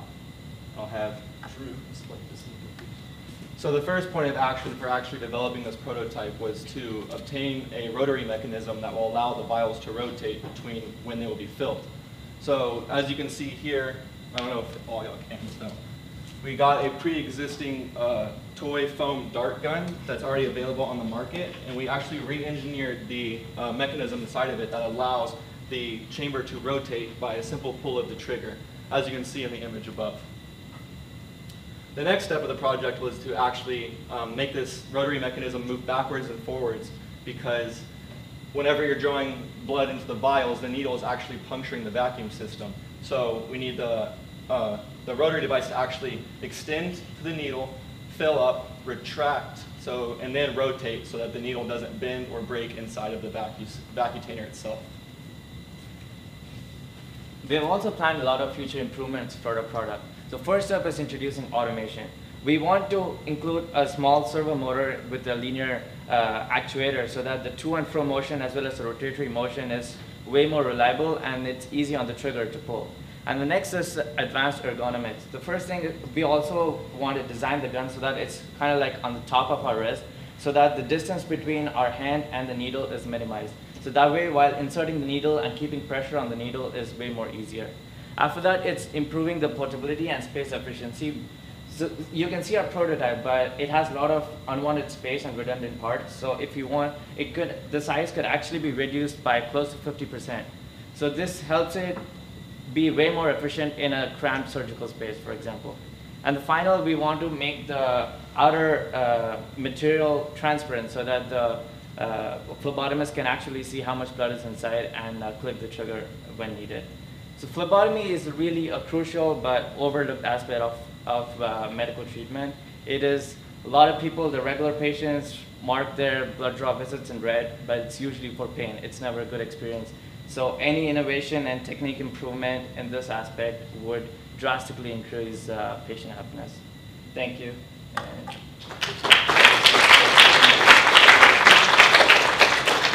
have 5 minutes for questions. Very good presentation. I like the demonstration of the concept. Of course, the vacutainer are labeled for the patient. They're usually barcoded for the patient. And all of the vacutainers end up in a rack that will go off to analysis and track with the patient. And generally, the phlebotomist puts it in a rack, and the rack goes. Now, how do you propose to reduce the time taken associated now with getting the vacutainers out of this unit and into the analysis loop, into the analysis chain? We plan to use a quick release function so that you can pull out the whole drum from the vacutainer and keep it. It is meant more for patient comfort and stability, but with this quick release function, you can, right after finishing the procedure, you can pick it out and put it in the rack, and it shouldn't take too long. So the whole cartridge goes? Yeah, the whole drum can be pulled out, but that's for future consideration.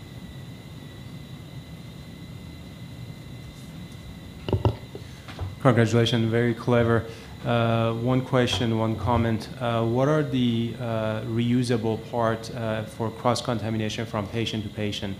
And the comment would be probably a design that the patient doesn't see a gun coming toward them. But, yeah. But I think that's definitely doable. Very clever design. So the parts that would basically be thrown away, the entire tubing, the butterfly needle, we're not redesigning the butterfly needle, and the part that would attach to the vials themselves would also be disposable. That sheath with an injection needle in it would all be disposed of. So this entire tubing would be thrown away after use. So to emphasize what he was saying is that the rotary drum, the actual device, not the gun itself, would actually be able to be reused over and over again because it does not actually come in contact with any bodily fluids or blood itself. It's just the needle itself, the tubing, and the adaptation piece that connects it to. And in terms of the design as looking at as gun, like in the end, like the drum would be more on top of a wrist, so it would not be looking like a gun currently for prototype purposes. It's like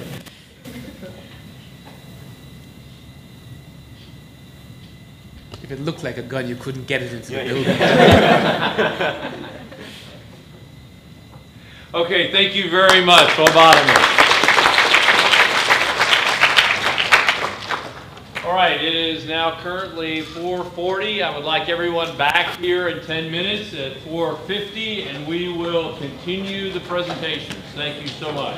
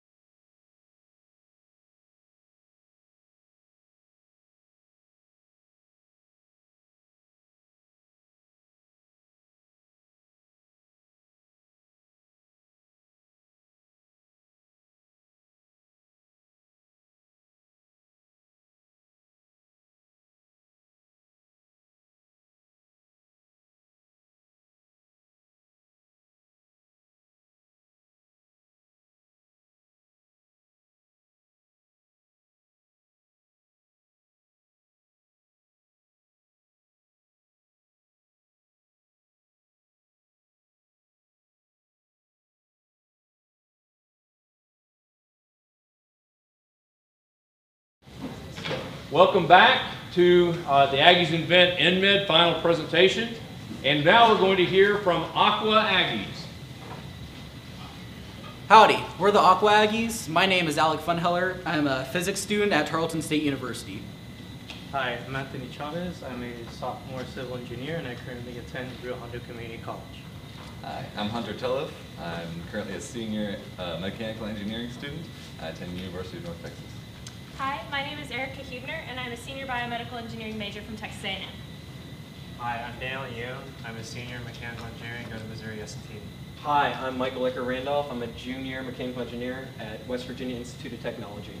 Howdy, my name is Chinwe Akwechima, and I am a sophomore material science and engineering major here at Texas A&M. Please listen to this short video describing the life of someone who has a cast on.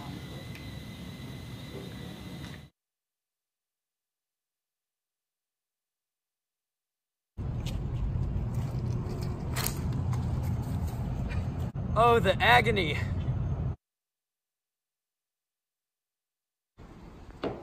Hey Mike, you want to come swimming with us? Sorry guys, I wish I could. I got this cast, I can't go swimming. It's starting to smell. I haven't showered in 3 days. You go on without me. All right, man.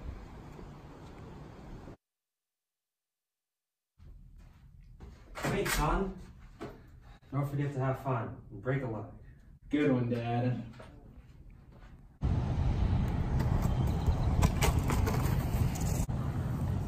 Oh man, are you okay? I don't feel so good, man. Oh man, let me check it out.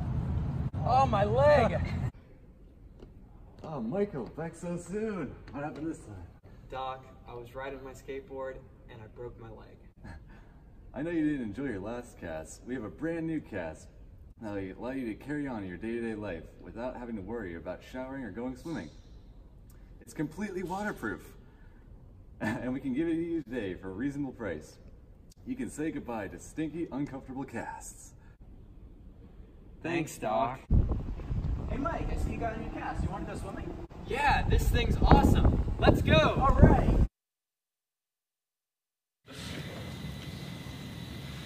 All right. Over 6 million patients. Okay. Over 6 million patients have broken bones in the last year in the United States. And now for broken bones, you have to immobilize the bone, so of course you put a cast on. And these casts are traditionally made from either plaster or fiberglass. And so there's a big problem here. So if you expose water to the fiberglass or plaster, that would lead to a very bad odor and would also lead to skin irritation. For a good reference point, look at the top right photo. And then also, people don't like to deal with the inconvenience about not having to go in the water and all that. So it limits patients from swimming or even bathing with the cast on. Now, some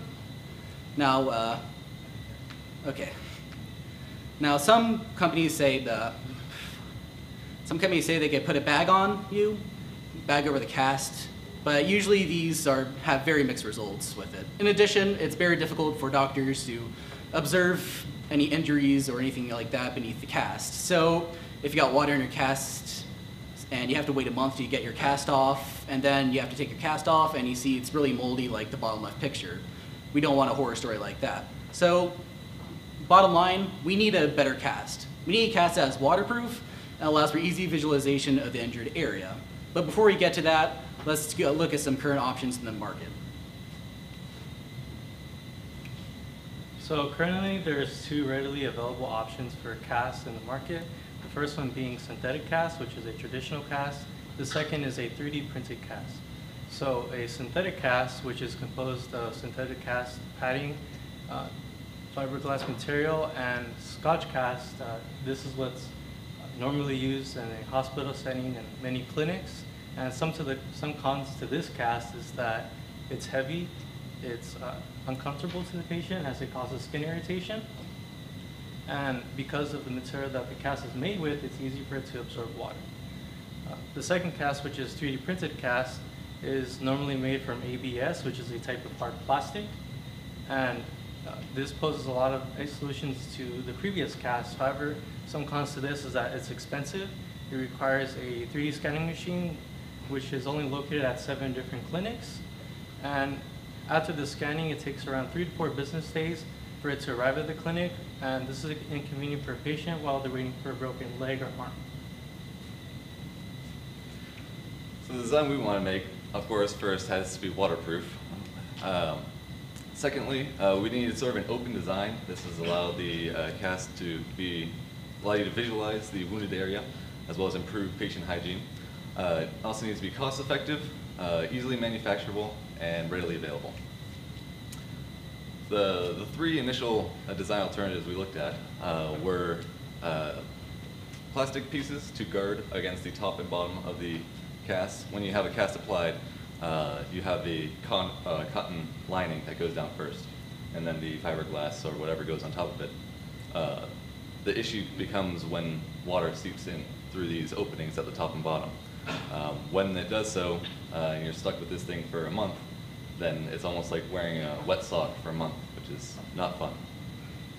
Another design we looked at was changing out the cotton material for a waterproof variant.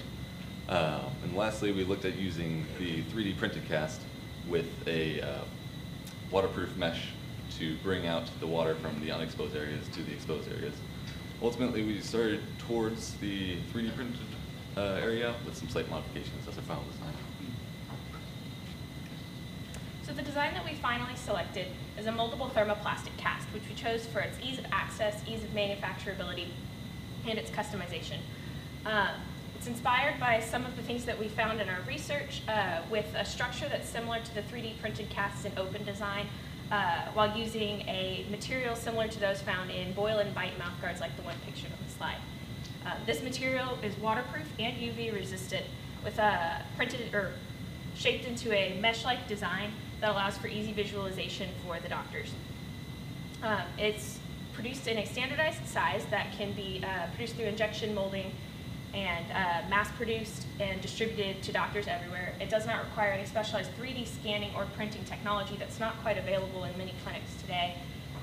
This simple cast can be heated, slid onto the patient's limb, molded and conformed to the patient's fit and to support the injury, and then allowed to cool and harden. In all, this is a less expensive and more readily available alternative to our 3D printed competitors, while still providing a high level of personalization for our patients. Okay, so the material choice that we went with was the high impact polystyrene sheet, or HIPS. Firstly, it's low cost. Second, it has great thermoplastic malleability. So again, with the thermoplastic process, we mentioned before, it allows us to shape the arm, but you can reform it again and again and again, and it won't lose any of its general properties. And in addition, it's also recyclability. So let's say if you want to reuse the material again, you can reprocess it, sterilize it, and perhaps use it on a different patient. You have strong, stiff, and as a tough plastic material. So again, if there's any kind of pull on it or any kind of twist to the material, then it won't lose its shape. In addition, it's also impact resistant, so it has about 5 to 10% of rubber included. So as a result, it can take any kind of blunt forces. And good UV and thermal stability, so when you go outside, the plastic won't yellow or the plastic will melt. And finally, it's non-toxic and odorless, so therefore it won't smell or it won't cause harm to the skin.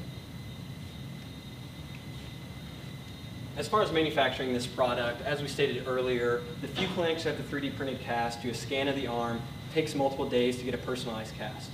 Our design is using injection molding, which is the most common casting technique for thermoplastics. You'll cast it, you melt down the thermoplastic, cast it, let it cool, remove it. This improves efficiency. It's a mass production system. If you create a standard size mold, you can run you can cast it multiple times, which causes it to be easily distributed. Once you distribute it across to multiple clinics and doctors, they can heat the cast, mold it around the patient's arm or leg, and then they have a personalized cast for a lot cheaper and faster. Overall, we want to make this cast available to everyone, seeing that 3D scanning and cast printing are only available in 7 clinics, and that really pushes towards plaster casts, which are the original and traditional casts. So with ours, we want to mass produce them and have them readily available for doctors, which reduces wait time and eliminates special equipment and additional training for doctors. Overall, we want it waterproof and to help improve hygiene, cost efficient, and available to everyone. Thank you, and any questions?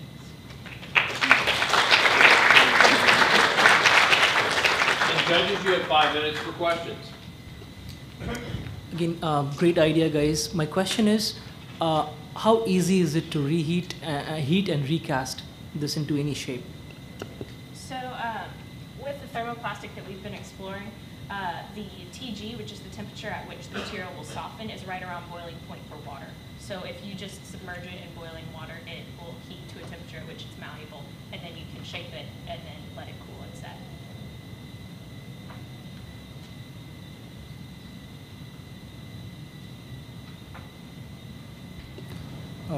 If the temperature is at boiling water, how do you plan to shape it around the limb?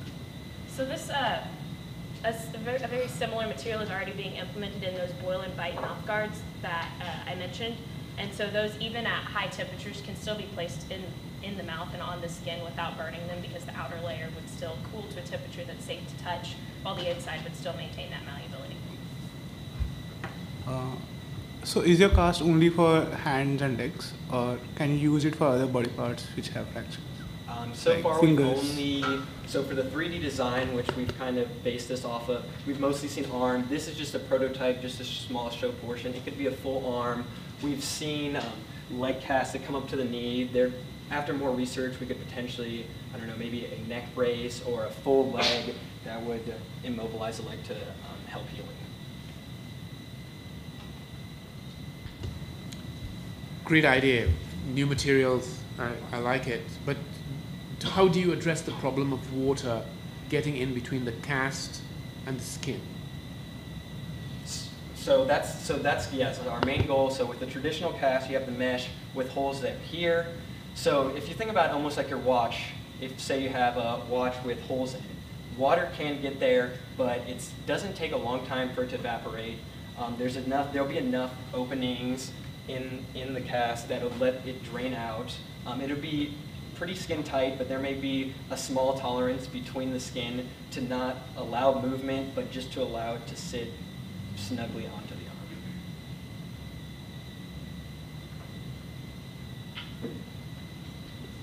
arm. Congratulations, great design. How does this work in Texas with the weather if you're outside for a long time? So one thing we made sure to find was a polymer or a plastic that is UV resistant, and that was one thing we thought about is, oh, if it heats up, what if it molds on your arm? But the boiling temperature of water is 212 degrees. It gets pretty warm in Texas. I'm not sure if it'll be getting that warm. But as long as you're not doing something with it where you put it in contact with that much heat, it's protection against UV. It won't, the heat won't deform the plastic or have any effects on it.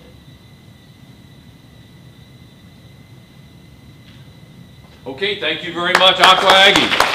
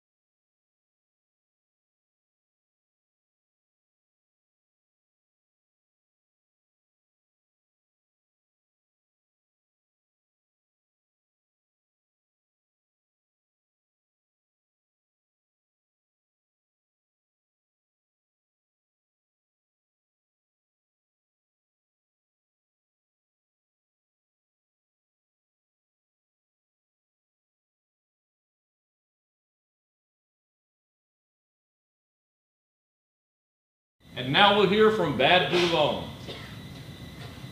Hi y'all, my name is Ronan Baird. I'm a junior mechanical engineering major from the University of Mississippi, also known as Ole Miss. Hi, I'm Alex Lindsay. I'm a senior biomedical engineering major here at Texas A&M. Howdy, my name is Haley Jones, and I'm a junior material science and engineering major here at Texas A&M. I'm Beatrice Lara. I'm a sophomore mechanical engineering major here at Texas A&M. I'm Elizabeth Schieser. I'm a senior at the University of Connecticut, and I'm a biomedical engineer. Howdy, I'm Austin Witt. I'm a junior material science and engineering major here at Texas A&M. Howdy, my name is Greg Wong, and I'm a junior material science and engineering major here at Texas A&M. So our design is the internal bone cast, and here's a short video. Meep, meep. Meep, meep. Broken bones are only funny in cartoons. Odds are either you or a loved one have broken a bone. About 15 million fractures per year occur in the United States, and up to 20% do not heal properly. The most recognized injuries are professional athletes like Kevin Ware or Paige Van Zandt. Paige is a mixed martial arts fighter who fractured her arm, resulting in over a year off from training and competition. This event caused much turmoil for the young athlete. A re-break of the same bone, due to the very plate that was used to heal her injury, occurred soon after recovery. This resulted in doubting her own ability and drive to compete in the sport she loved. Why should anyone have to go through the frustration of re-injuring a bone because of a surgery that was supposed to fix it? They shouldn't. That's why we designed the internal bone cast. The method used now requires screws to be drilled into the bone and a metal slate that prevents bone from regaining original strength. That is not the ideal method of healing. Our concept, the internal bone cast, replaces the plate and screws with an internal cast that wraps around the bone itself. The internal bone cast is made of a shape memory alloy, which when exposed to internal body heat will contract to hold the bone in place, thus reducing the chance of a re-break and maximizing comfort. If we can improve the surgery, however slightly, why wouldn't we? Join us in improving the medical field and changing other people's lives. As stated in the video, fractures are a big issue in the United States. According to the Orthopedic Research Society, 15 million fractures occur in the United States per year. Of those 15 million fractures, 20% do not heal properly. The current method being used consists of a metal plate and screws used to align the bone so that it can heal properly. This is most commonly used in the forearm. One issue with this method is that it does not allow the bones to fully connect after it has healed.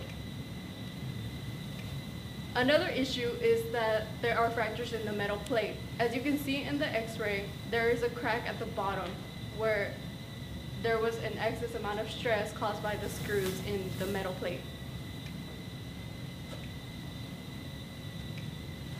Another issue is a result of the bone plate taking the load off of the bone that is normally expressed to, and this results in a lower bone density, which weakens the bone and makes it more prone to fractures in the future. When the metal plate has to be removed, there have been some cases in which the bone has actually refractured during the removal, and in this image here you can see that the removal has left the bone with large defects and metal debris in the soft tissue surrounding it. As such, there is a need for a permanent internal fixation method that reduces stress concentrations, which are localized areas of high stress, which are increased when there is an implant in the body, and also to reduce stress shielding. Stress shielding is a phenomenon by which the bone loses density because there's a lack of stress, and this lack of stress that's absorbed by the bone plate is normally absorbed by the bone. This leads to a lower bone density, a weakened bone, and actually increases the probability of a refracture occurring, such as the case with Paige Van Zandt. As such, we decided that in addition to reducing stress concentrations and preventing stress shielding, we needed a device that was biocompatible, meaning that the body would not reject the device, it would increase patient comfort, and it would be a similarly and less invasive surgery to insert the internal bone. So our solution is the internal bone cast. It's going to be made of a shape memory alloy, which will respond to a higher temperature and compress the bones together. So it's going to hold the bone together as it heals using that compressive force. So the shape memory alloy that we intend to use is nickel titanium. So basically it responds to a stimulus from temperature change. So you go from one phase, which will be our looser phase, and then it'll go to a second phase that we've pretty much taught the metal to go back to at a higher temperature. So in this case, we'd be using body temperature. Nickel titanium has been proven to be biocompatible, and currently is being used as stents that expand once inserted into the body to clear blockages. So it's been approved by the FDA for use in the body, which would clear out our process for FDA approval. So at first we considered modifying the traditional design by changing the rod or screws used. However, we realized that many of the previous problems mentioned would persist regardless of the rod or screws used. So we chose to take a design that wraps the bone fracture site completely in order to minimize the stress shielding and stress concentration effects, because the surface area contact with the bone would be maximized. For this, we chose a mesh design because that would allow for the tissue connecting the bone to the muscle to re-heal quickly after the procedure. This required us then to decide on the design for the mesh itself. As you can see in these tests, the square pattern was much less effective than a diamond pattern at holding during the tensile test. This led to us choosing a diamond pattern for our design. So the surgery being done that you see on the screen is how they reset the bone prior to the surgery or right before they perform it. It's very invasive, so we couldn't really do much about that because you have to get inside the body and fix it. But we can minimize the amount of contact going through the bone. So by having the mesh, it's not nearly as invasive as the current method because we're not drilling into healthy bone already existing. So how our actual mesh stays adapted to the body is through a clasp mechanism that's actually modeled after a space hinge. So basically saying that when you have a tension that holds it all together, it stays in place. So when the mesh wraps around, it connects back to itself, hooking together, just similar to like a chain link fence mentality. And then once it has the activation temperature, when it shrinks down, the tension keeps everything together, holding both the muscle in place and the bone in alignment for healing to initiate. We strongly believe that our new device can match, if not beat, current methods in recovery. So for background, the general process is during bone break, you have inflammation within 1 to 3 days. You'll then have a surgical intervention as deemed by the physician. You'll then have a beginning in bone remodeling, and then you'll undergo physical therapy for about 8 to 12 months until full bone remodeling has occurred. With our device, during the physical therapy phase, you will be allowed to properly apply mechanical stimulus for the proper growth of this and reduce the amount of time needed for recovery. So, to summarize our concept, we believe that the internal bone cast improves upon the current plate and screw method used to fix fractures internally. We aim to reduce stress shielding and reduce the stress concentration so that your bone heals properly but does not weaken as a result of the healing process and does not actually get injured in the future due to that. And one thing that we did not touch on in the presentation was the actual cost. Shape memory alloys are not cheap, but we actually looked at it and they're not as expensive as you would think, about $11 a pound. And we would actually be using a lot less material than current plate and screw methods. So we believe that the cost would actually be very comparable to current methods. And keeping in mind that the actual material cost actually only makes up about a small percentage of the total surgery cost. That was our presentation. Thank you for your time, and are there any questions? Judges, you have 5 minutes for questions. Very clever design. So if the bones are broken like this and you put it together, stay like this, but how is it going to prevent from this kind of motion? So it's similar to surgery if you were to shatter just like how a page had. When you realign it, you are typically in a sling as well as a cast for the first duration of your recovery series. So we would do the similar setting. So the only thing that we're actually changing in the surgery is how the application is put. The recovery time outside of the surgery room is the exact same as previously. So the doctor would, or physician or surgeon would dictate it accordingly to if it needed to be extra set or if it needed reinforcement cast outside for the elbow to keep it in alignment. The shape memory alloy also compresses in 2 manners. It'll have a radial compression, which will allow for the adherence, but it'll also have a compressive force axial-wise. So it'll pull in both directions, allowing for stability. And is the physician required to do a circumferential dissection of the bone in order to place this in? Yes, that would be necessary. We believe because there's a mesh that you'd be able to go in with the same kind of slit and then wrap around the bone. And because there's that mesh there, the tissue will be able to reconnect after the procedure.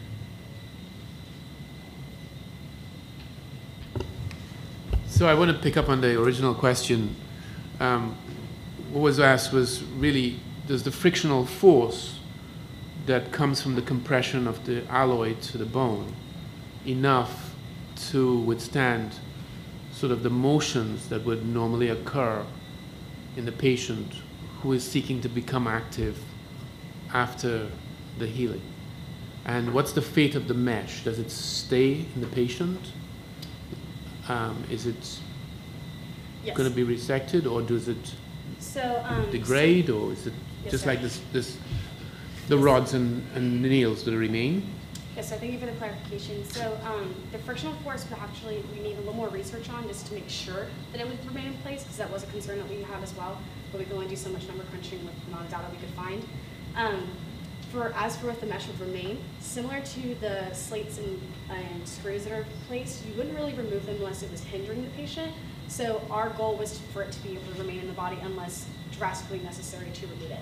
So which is why the mesh was more of an open method, so that we could still have the growth that was necessary and for the muscles and ligaments to still reconnect. We wouldn't encourage this to be used in children right off the bat because we still need to do some more research to ensure that it wouldn't affect their natural bone growth in their plates as well. The alloy also demonstrates a 10% strain recovery. We'd also like to experiment with the thickness and the number of layers so that we can get a proper type of hold for that concern. Again, congratulations, and using SMAs is pretty interesting and intelligent idea. Did you study the biocompatibility of nickel titanium?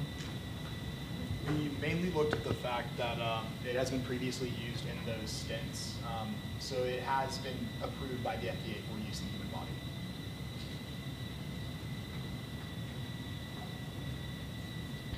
Just one final question / comment. Did you consider at all using the fasteners that are normally used with plates with the mesh? As in the screws? Yeah, fastening screws. Yes, sir, we did. The reason we decided to expand that idea was because when you have screws that has a higher stress concentration, which was our number one concern, we wanted to minimize the amount of that. We originally thought increasing the amount of screws because but that would not obviously be problematic. So we got rid of that concept. In our specific example, Paige Van Zandt's bone actually broke right at that site where the screw was applied. So we were concerned about that, just the force required to put those screws in causes the bone in the area to be weakened and put under stress during activity. We also felt that if it would be possible to remove the screws, that would be better because it would be less invasive of a surgery. You wouldn't have actual metal going inside the bone itself, thus reducing the bone density and leading to future failures. Okay, bad to the bone. Thank you very much. We appreciate it. The next team is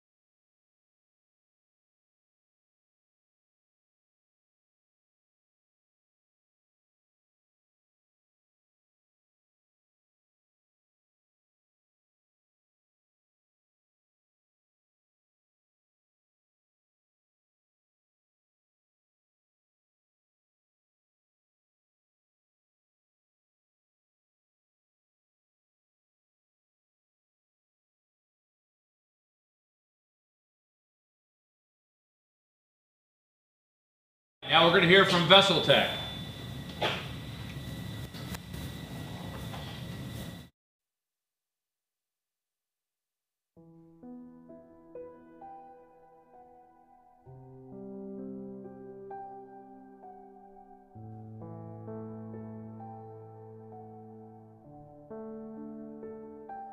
Hi, my name is Ashley. I am 14 years old. I go to Colhurst High School. I am going into grade 9 in the fall. I have a baby brother. He just turned 1 on Canada Day. I love it being a big sister. Unfortunately, Ashley may not be able to witness her younger brother grow up because she suffers from progeria, a rare genetic condition that causes premature and accelerated aging. Children like Ashley only live to be 13 or 14 years old. In addition to their physical appearance, rapid vascular aging leads to heart attacks or stroke and eventually death. While changes in vasculature affect progeria patients early in life, vascular aging also affects the population as a whole. Heart disease is the leading cause of death worldwide, claiming 17.9 million lives each year. This makes studying vascular aging more important now than ever. Current disease models, such as two-dimensional cell culture and animal models, fail to mimic complex human physiology and simply do not cut it. However, organ-on-a-chip models of blood vessels can allow us to better understand and treat conditions like progeria and heart disease.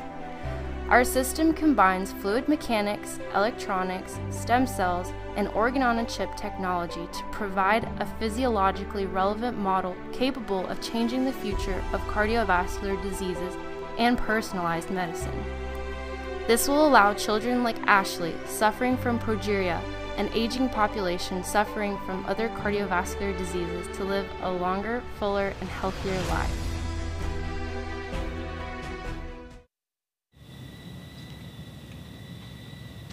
Good evening, and thank you all for coming. We are Vessel Tech, and our mission is to bridge the gap from bench to bedside as well as from young to old. My name is Ejam Kulich, and I am a biomedical engineer, a senior from Texas A&M. Howdy, I'm Zach Richards. I am a Texas A&M bioengineering grad, just starting up at the new EnMed program as a medical student. Hi, I'm Darius Murugala. I'm a former electrical engineer here from Texas A&M, and I'm also a part of the EnMed program. Hi, my name is Amelia Koo. I received my degree in biomedical engineering at Brown University, and I'm now also a student in the EnMed program. Hi, my name is Michaela Pitcher, and I'm a senior bioengineering major from Clemson University. Hi, my name is Sanjana Ranganathan, and I studied bioengineering at Rice University, and I'm also a student in the EnMed program. Hi, my name is Vineet Salma. I'm also a senior bioengineering major at Clemson University. As our video mentioned, vascular disease is a very major issue all around the world. It affects 78 million people each year globally. Vascular aging is characterized by a change in vascular tone, which consists of a loss of elasticity in blood vessels as well as more risk for atherosclerosis. One of the diseases majorly affected by this is progeria, among others.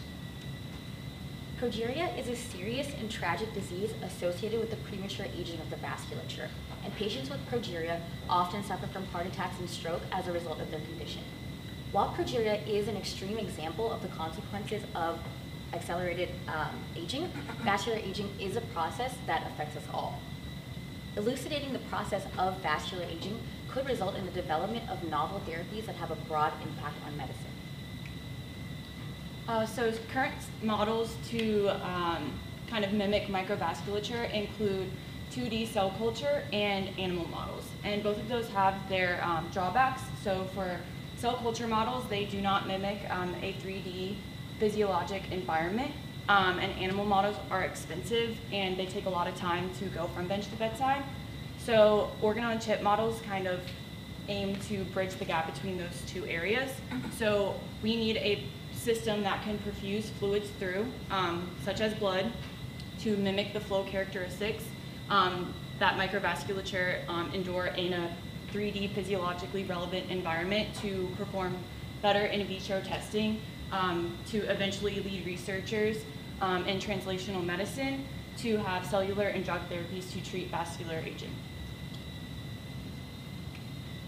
One way to address this need is to utilize organ-on-a-chip technology. And so what organ-on-a-chip technology is physiologically relevant in vitro models using some combination of flow and cellularization to sort of mimic higher level organ function or model higher level organ function. And when we were looking at sort of building on this idea, we wanted to see if we could innovate in terms of introducing automation into the system, or perfusible flow elements into the system as well. So a few of our targeted elements are the ability to change fluid flow rates in the system, to sense real-time changes in molecule concentration in the system as well, to seed cells usually derived from the patient in the channel, and also to introduce relevant biomolecules and hopefully perfuse drugs. So our proposed system meets these 5 needs in a variety of different ways. Our syringe pump is controllable via computer, so researchers can remotely control and simulate different flow conditions, such as with capillaries, arteries, or veins. And this flow injector that's in line allows injections of doses of either drugs or proteins or other biomolecules to examine the cellular response within our biochip. Our biochip is made of silicone, or PDMS, and that silicone is bioinert enough to support the biocompatibility necessary to grow and culture human endothelial stem cells and later mature endothelial cells, along with 2 biosensors, one for nitric oxide and the other for reactive oxygen species. Nitric oxide is a potent vasodilator, it makes vessels bigger, and it's an important component along with reactive oxygen species for models of vascular tonicity as well as vascular age. We have a Bluetooth chip that interfaces with those biosensors that can show researchers outputs and concentrations of nitric oxide and reactive oxygen species in real time, finally ending in an open loop reservoir for receiving the eventual contents that we put through the system, which could be blood or a blood replacement. Oh, there we go.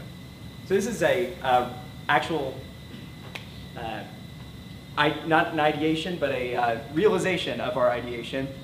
We have our biochip here in the upper left soldered to our 7-pin output, and in the bottom left you see our SolidWorks design for the PDMS casting we put over our biochip, as well as some of our wiring and flow models. And what makes our idea especially unique is the ability to do remote flow control, which Darius is going to talk about. So here in this graph, we're waiting for the sensor to get to steady state. So basically on the y-axis you have resistance. As the flow slows, the resistance increases, indicating that less electricity is flowing across the sensor. We injected saline water to simulate basically how our sensor is supposed to act. After a couple of minutes, when we turn the pump on to 5 milliliters per minute, you can see a sharp drop in resistance, which indicates higher current going across the sensor due to increased ion flows.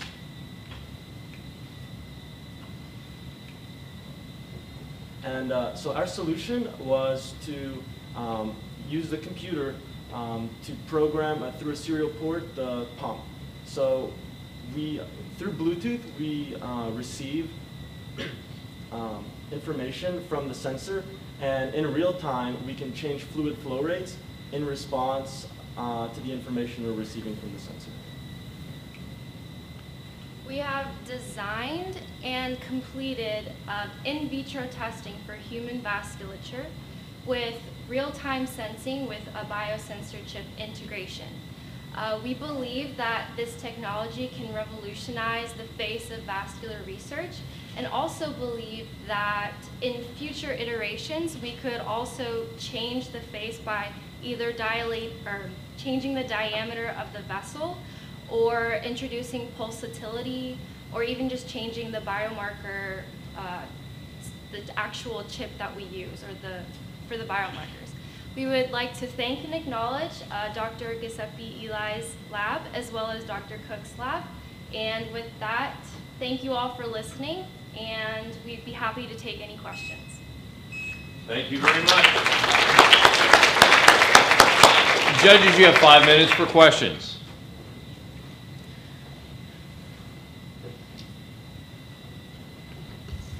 You developed this in 48 hours? We had a little bit of a nice head start from the Giuseppe Eli lab in terms of a little bit of a vision for the project. But in terms of the actual implementation of it and interfacing with the computer, yeah, that was all day zero. Congratulations, very well done.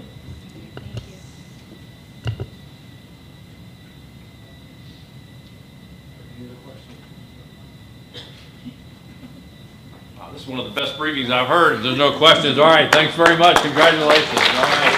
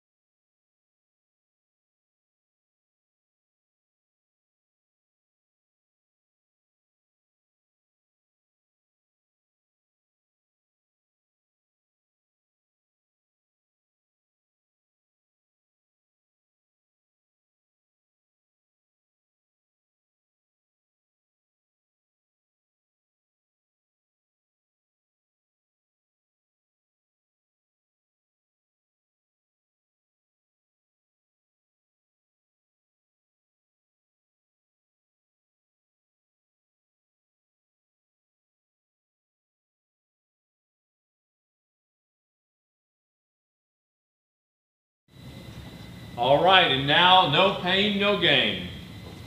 Howdy, I'm Shinigeta Tsukuman, and I'm a junior petroleum engineering major from Texas A&M. I'm Darshil Choksi. I'm a first-year EnMed student with a background in biomedical engineering. Hi, I'm Amanda Rakoski, and I'm a senior biomedical engineering major. Hi, I'm Matthew Stair, and I'm a senior mechanical engineering major. Hi, my name is Drew Levy. I'm a first year in the EnMed program, and my background's in biomedical engineering. Hi, I'm Thomas Chin, and I'm a junior chemical engineering major at Texas A&M. Hi, I'm Ashmi Patel. I'm a first-year EnMed student with a background in biomedical engineering and engineering management. And we are the team behind Quanto Pain. Quanto Pain addresses a very dire clinical need. It is that clinicians need an objective, quantifiable method for assessing patients' pain. Here's a video to demonstrate how Quanto Pain meets this clinical need. Good morning, Eli. How's your pain today, from 1 to 10? I'm all right. My pain is better than yesterday when it was a 10, but I guess it's a 4 now, or maybe a 3. I hope I didn't over-exaggerate. I just can't decide on one number that reflects how I'm feeling. Gosh, Nurse Gaines, the pain scale is so subjective. It all seems like guesswork. Actually, Dr. Payne, I've heard of some doctors using Quanto Pain. It objectively measures patients' pain. Oh, the representative is here. I'll meet with her. I heard that you're looking for a way to objectively measure your patient's pain. Fortunately, we've developed a solution, Quanto Pain. Sounds great. I'd love to see this in use. So first, let's input how Eli would rate his pain. How are you feeling now, Eli? Still between a 3 and a 4. I really can't decide. Okay, Dr. Payne, we'll enter that on the computer. Next, let's have Eli put on the Quanto Pain glove. This is so easy to use. That was so quick. Only 30 seconds. Looks like you're at 2.5 out of 10, Eli. Actually, that seems accurate. I think 4 was too high. Wow, that was so fast, simple, and effective. I'm going to use this with every patient now. My pleasure. So our video summarizes a very common clinical problem that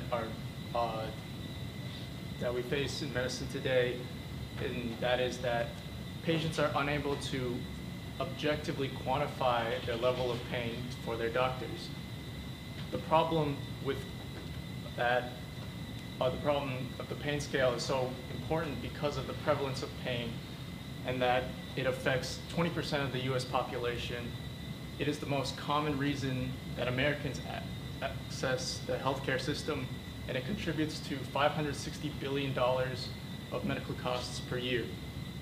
Our current method to rate this pain scale is ineffective in its ability to objectively quantify it.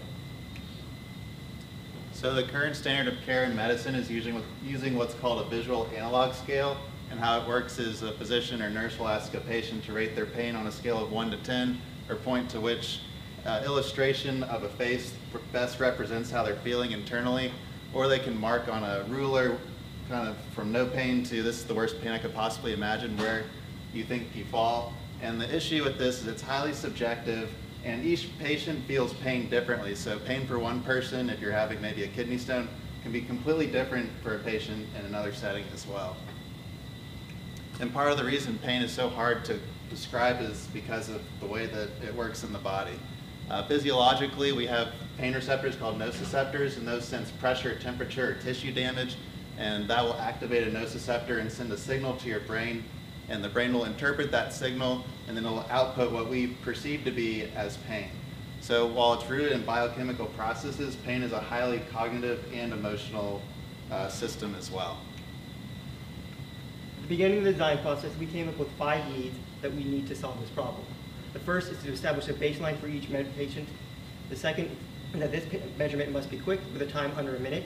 Second is that this must be non-invasive. The fourth is that it is user independent, which means that regardless of who's using it, it gives an objective pain measurement. And the fifth is that this must be immediately sent out to the doctor and into the patient's medical records. We think that these 5 will overcome the communication problem and improve on the current pain scale. So, from these design requirements, we knew that we needed to find ways of measuring that we'd be able to relate pain to physiological processes. As you can see, there are many different research and approaches to this. So, we're thinking the next step would be to focus in onto measurements that we can take continuously, as well as can relate to involuntary responses. So, like things that can't be manipulated so well with the patient itself. So, as you can see, skin conductance, pupillometry, heart rate, and oxygen saturation were the 4 ways that we found that were clinically proven for relating pain to physiological processes. As you can see that in a physical pain, in a physical pain sense, you'll see that the nervous system is activated, and you will see an increase in skin conductance with sweating, pupil dilation, increase in heart rate, and decrease in oxygen saturation in their extremities. So after carefully evaluating our proposed designs, our team decided that one single parameter wasn't enough to effectively quantify pain. Instead, we wanted to create a metric that used a weighted calculation of 3 key physiological parameters: heart rate, blood oxygenation, and skin conductance. Heart rate and blood oxygenation are commonly measured on the fingertips, and since the palm contains one of the heaviest concentrations of sweat glands on the body, our proposed design utilizes a series of biosensors distributed across the hand to acquire these parameters of interest. Once measured, these will be accounted alongside the patient's own idea of what their pain level is and used to generate a weighted pain index from 0 to 10 that's then outputted onto the LCD screen as shown on the video there, and also automatically sent to the electronic medical records via Bluetooth. With this design, we believe it's easy to use, scientifically backed, and multidimensional, which provides a huge step forward from the current standard of care. Moving forward, we recognize that one of the most difficult aspects of our designs will be to establish a baseline for each individual patient. But we're confident that over time, we can consult the scientific community, healthcare providers to establish reliable protocols for determining these baselines. For example, we can envision our device being used during the routine yearly physicals to generate population-level data regarding baselines for chronic pain. Lastly, we want to consider what an effective sanitation protocol would be to ensure that the desired function is maintained as is passed along from patient to patient. So based on our current design, we developed our product with 3 main market segments in mind, the first of which is surgery applications, which is the most relevant to our product in its current form, in which we plan to use our product for real-time pain monitoring of patients undergoing medical operations such as surgery, and we anticipate that our system of real-time continuous monitoring of various physiological parameters can allow for a monitoring of a patient during a surgery, such as the effectiveness of an anesthetic drug during an operation, as well as how a patient can recover post a medical procedure. Secondly, another large target market we expect in the future is sports medicine, in which we expect that our system of monitoring can actually benefit athletes over the course of their routines, as well as in the future during their physical therapy to facilitate the recovery based on pain levels. And lastly, we also anticipate that our product has applications in controlling opioid abuse, and this is a particularly large problem that motivated the need for this project, which is the subjective description of pain is actually what led to misallocation of medications, and our product can help quantify and give a quantitative approach to that problem and thereby prevent the misallocation of medications, and in the future we can also generalize this based on demographic trends. So with that, thank you for your time and attention, and we hope that you'll join us in carrying forward the vision of Quanto Pain, where we believe that a number is worth 1,000 words. Thank you. Thank you, no pain, no gain. Judges, you have 5 minutes for questions. A very important clinical problem. Your biofeedback are oxygen, skin conductance, and then the heart rate, but there are so many clinical scenarios that can affect those. Infection can change the heart rate, can change the oxygen saturation if the patient has pneumonia. If the patient has fever, it can change the, there are a lot of biases that are going to go through your system, how you're envisioning tackling those. Yeah, I think so. As mentioned in the presentation, establishing baseline is going to be the most difficult aspect of our solution. And obviously, in certain cases, that will be easier than others. For example, recovering from an injury where a certain movement is difficult and the physician might want to know how much pain is experienced. So pre-movement, that's your baseline, and after the motion is executed, that would be your reading and you would compare it to that. But for chronic pain, that'll be more difficult, and that's where over time we want to focus on acute pain first, and then while working with healthcare providers and clinical settings to generate that database where we could actually have an idea of, for different demographics of age, gender, different comorbidities, what would be the appropriate baselines to compare our actual measurements to. In addition, we were considering using a weighted average sort of approach towards quantifying a pain scale that would be displayed on the device and be recorded in a patient's health record. So this would be, for example, if a patient has a certain condition whereby he's known to have a high heart rate due to a given condition, a medical practitioner could reduce the weightage given to that parameter and instead focus on more appropriate physiological markers. And although our current prototype only features these 3 parameters, in the future we expect that we will develop our model to consider more and more of these physiological markers, such as pupillometry, as was mentioned. Just to add to that, you can also bring in this idea of machine learning pretty well as to how you can learn these weights, because all of these weights are not going to be fixed for a particular person, or even they can change over time as well as from condition to condition.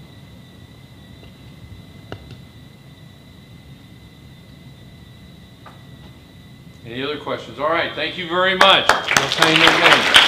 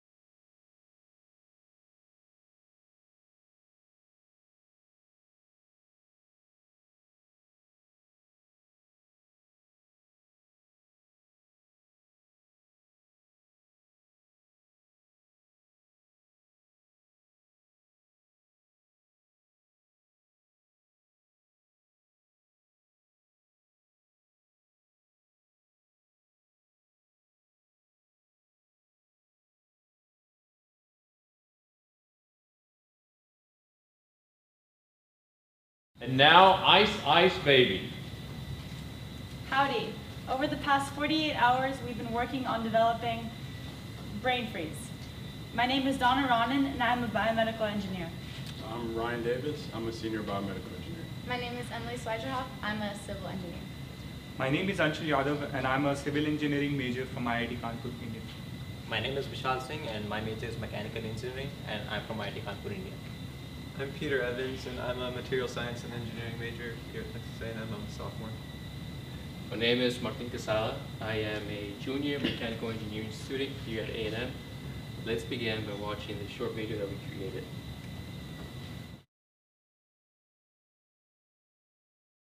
Not real, this was merely a training exercise. So, what have we learned?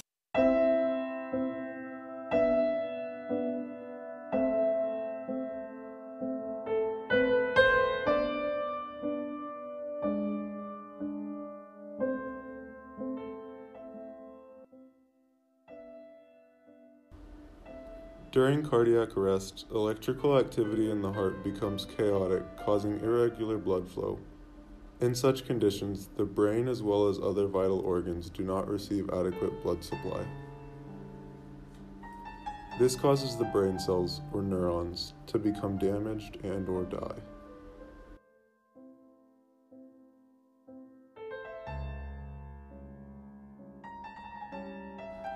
$350,000 people per year experience cardiac arrest outside a hospital setting. 62.8% of patients die in the hospital. Something needs to change.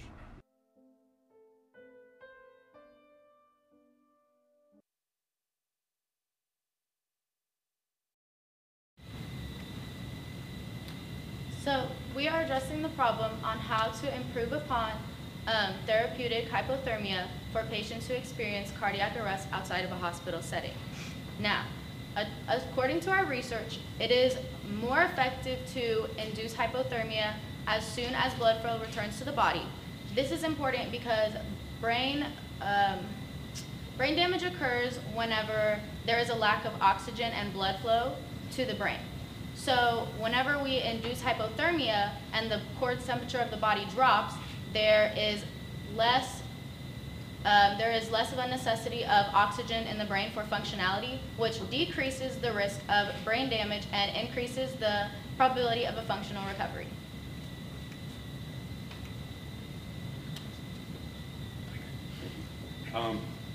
There are currently available methods for inducing hypothermia in post-cardiac arrest patients. The first is cooling catheters, and that's when a catheter is inserted in the jugular or carotid artery and cools the blood flow to the brain. And this is good for lowering the blood temp, but not at a high enough rate. And it can also lead to infection, bleeding, or catheter-related blood clots. Transnasal evaporative cooling is also done by spraying a coolant mist into the nasal cavity that evaporates directly under the brain and lowers the brain temperature. And this reduces the brain temperature at a high rate, but does not do the same for the body. And it is not easy to use as it requires extensive medical training. Cold IV fluid, such as normal saline at 4 degrees Celsius, can also be administered by IV to cool the body down, but this is not good at cooling the brain temperature down, and also it requires a large amount of fluid to cool the body down to the desired 28 degrees Celsius. So all of these methods share a common drawback in that they are invasive, so they could lead to complications there. Also, the one-dimensionality of them allows them to be effective in either the induction or the maintenance phase of hypothermia, but not both. So there are 5 requirements that we had to ensure while coming to our solution. The first requirement is to lower the body temperature to somewhere between 28 to 32 degrees Celsius, as that is the range in which hypothermia is induced. The second requirement is to maintain the hypothermic state for 12 to 24 hours so as to ensure smooth recovery of the patient. The third requirement is ease of application, so that a person who is not medically trained can also use this device.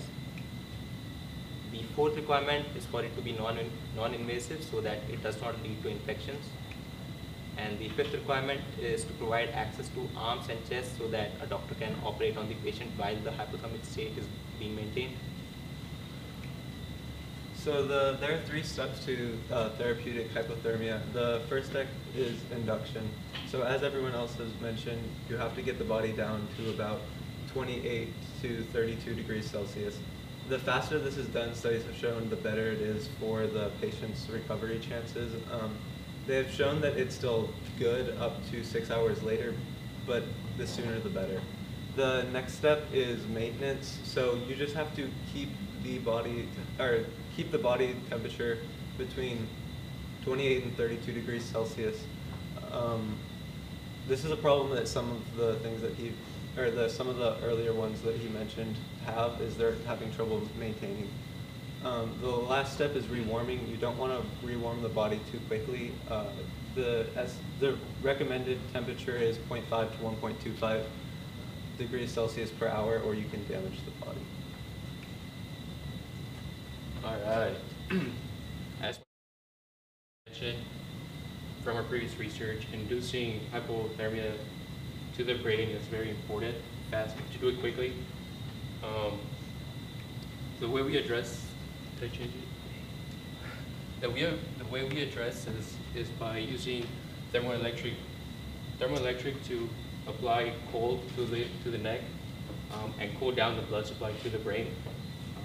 In order to mount the thermoelectrics, we use a neck pillow, traveling pillow. And so this allows you to just put it on and then cool down your blood supply to the brain. We wanted to go ahead and get an idea of how well the thermoelectrics work, so we went ahead and made this prototype and tested it. So you can see from the slide, we had a about 13 degrees Celsius decrease in only 4 minutes.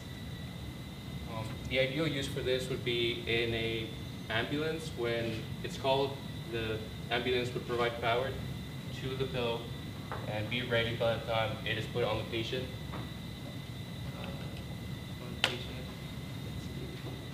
Oh yeah, furthermore, moving along with our design, we would incorporate thermoelectric plates all around the pillow to have greater contact and automate the system so that we can assure safe, moderate, induced hypothermia.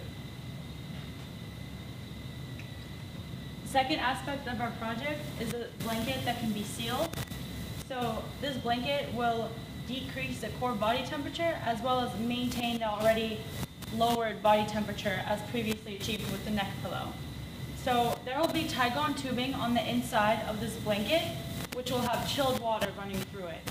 The tubing system will be attached to a water reservoir as well as a pump, which will pump the water through the blanket system.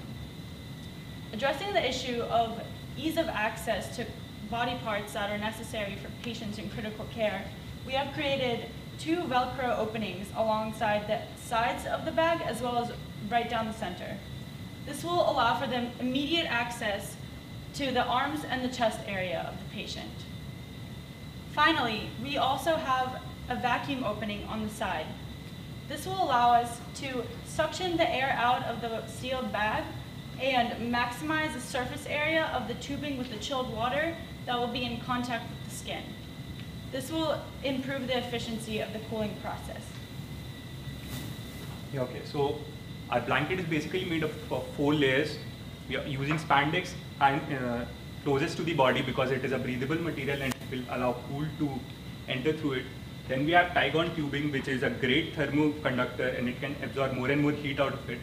Then we have a mylar sheet, which is basically an insulator and will prevent the entire system from external heat sources.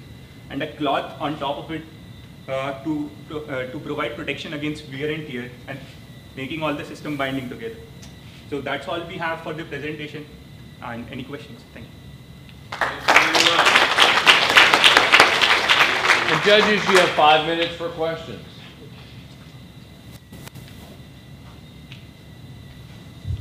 So you all using external cooling system for this. The core body temperature versus surface body temperature, it varies significantly, and how you envision this is going to change the core body temperature when you're applying it externally. Second question is how the nurse and physician can assess the patient, examine the patient if the blanket is all around the patient.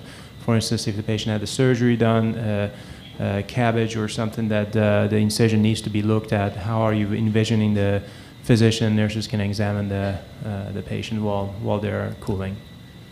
So I can just show you really quick here. So obviously this is a prototype, it doesn't work super well, but basically there's Velcro on the inside, and so if this was an actual patient, it would be over the middle, and so you would Velcro it down to close it and to keep cold in, and then you would be able to just pull it open if you wanted to look inside. At the same time, we also have pieces here that you can open and close to pull the arms out if you need to put something like an IV drip or something on it.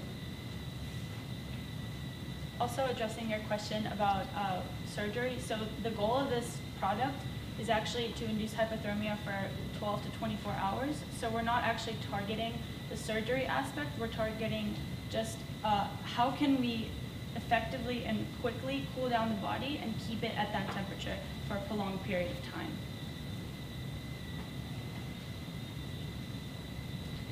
Do you think having the device would make it little localized cooling?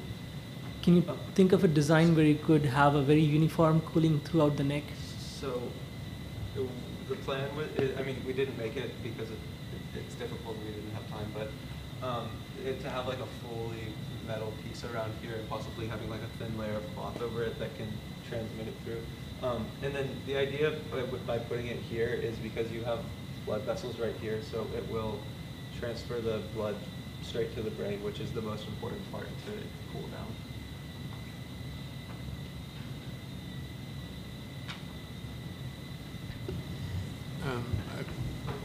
Nice idea.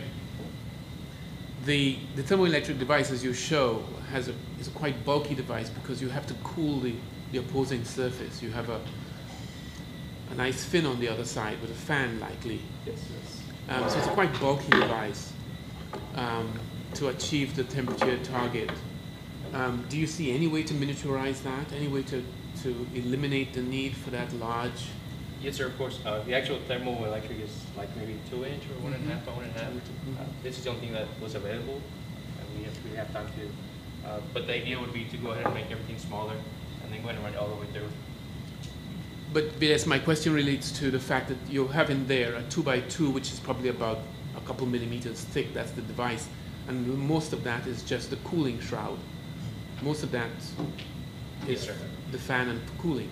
Yes, sir. So to make it a little bit more conformal for the patient's neck, for example, could you conceive of any way in which we might make that smaller? Go ahead and removing like this side, the Yes. outside.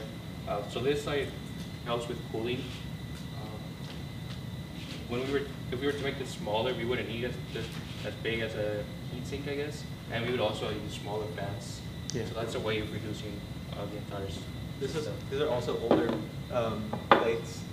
I mean, we got this off of like an old. No, I know. I'm not referring to this one specifically. It's just that the principle in general. Oh, okay. Another option that we could do is actually use the cooling water tubes to run along the back of it, which will help decrease the temperature as well as the fan. So that could improve the effectiveness of the cooling. Right. And then, of course, you can always do the calculations to calculate exactly how much cooling you need. That would be further down the road. Okay, thank you very much. Ice Baby.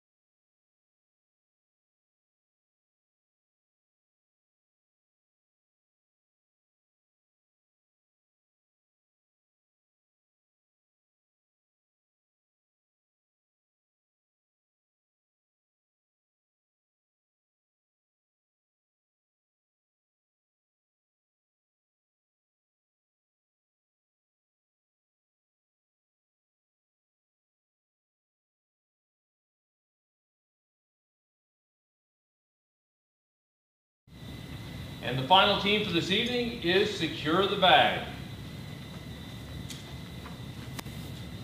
Medical problems. We all have or have had them. Think about your own. Were they temporary or permanent? Were they visible? Embarrassing?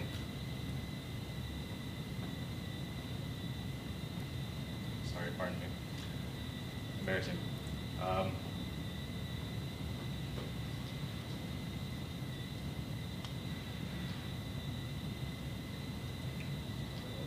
Howdy, I'm Spencer. I'm a junior computer science student here at Texas A&M University. I'm Jen, a graduate student with Industrial Engineering Department at Texas A&M University. I'm Joe Limer, a senior chemical engineer from the University of Missouri. I'm Carter Mitchell, computer science junior here at Texas A&M University. I'm Nicholas Mundo. I'm here with EnMed. And I'm Kayla O'Connell. I'm also here with EnMed. And today we're here to present to you the Colostomag from Secure the Bag Incorporated. We are looking for innovative solutions to colostomy bags, which affect thousands of Americans.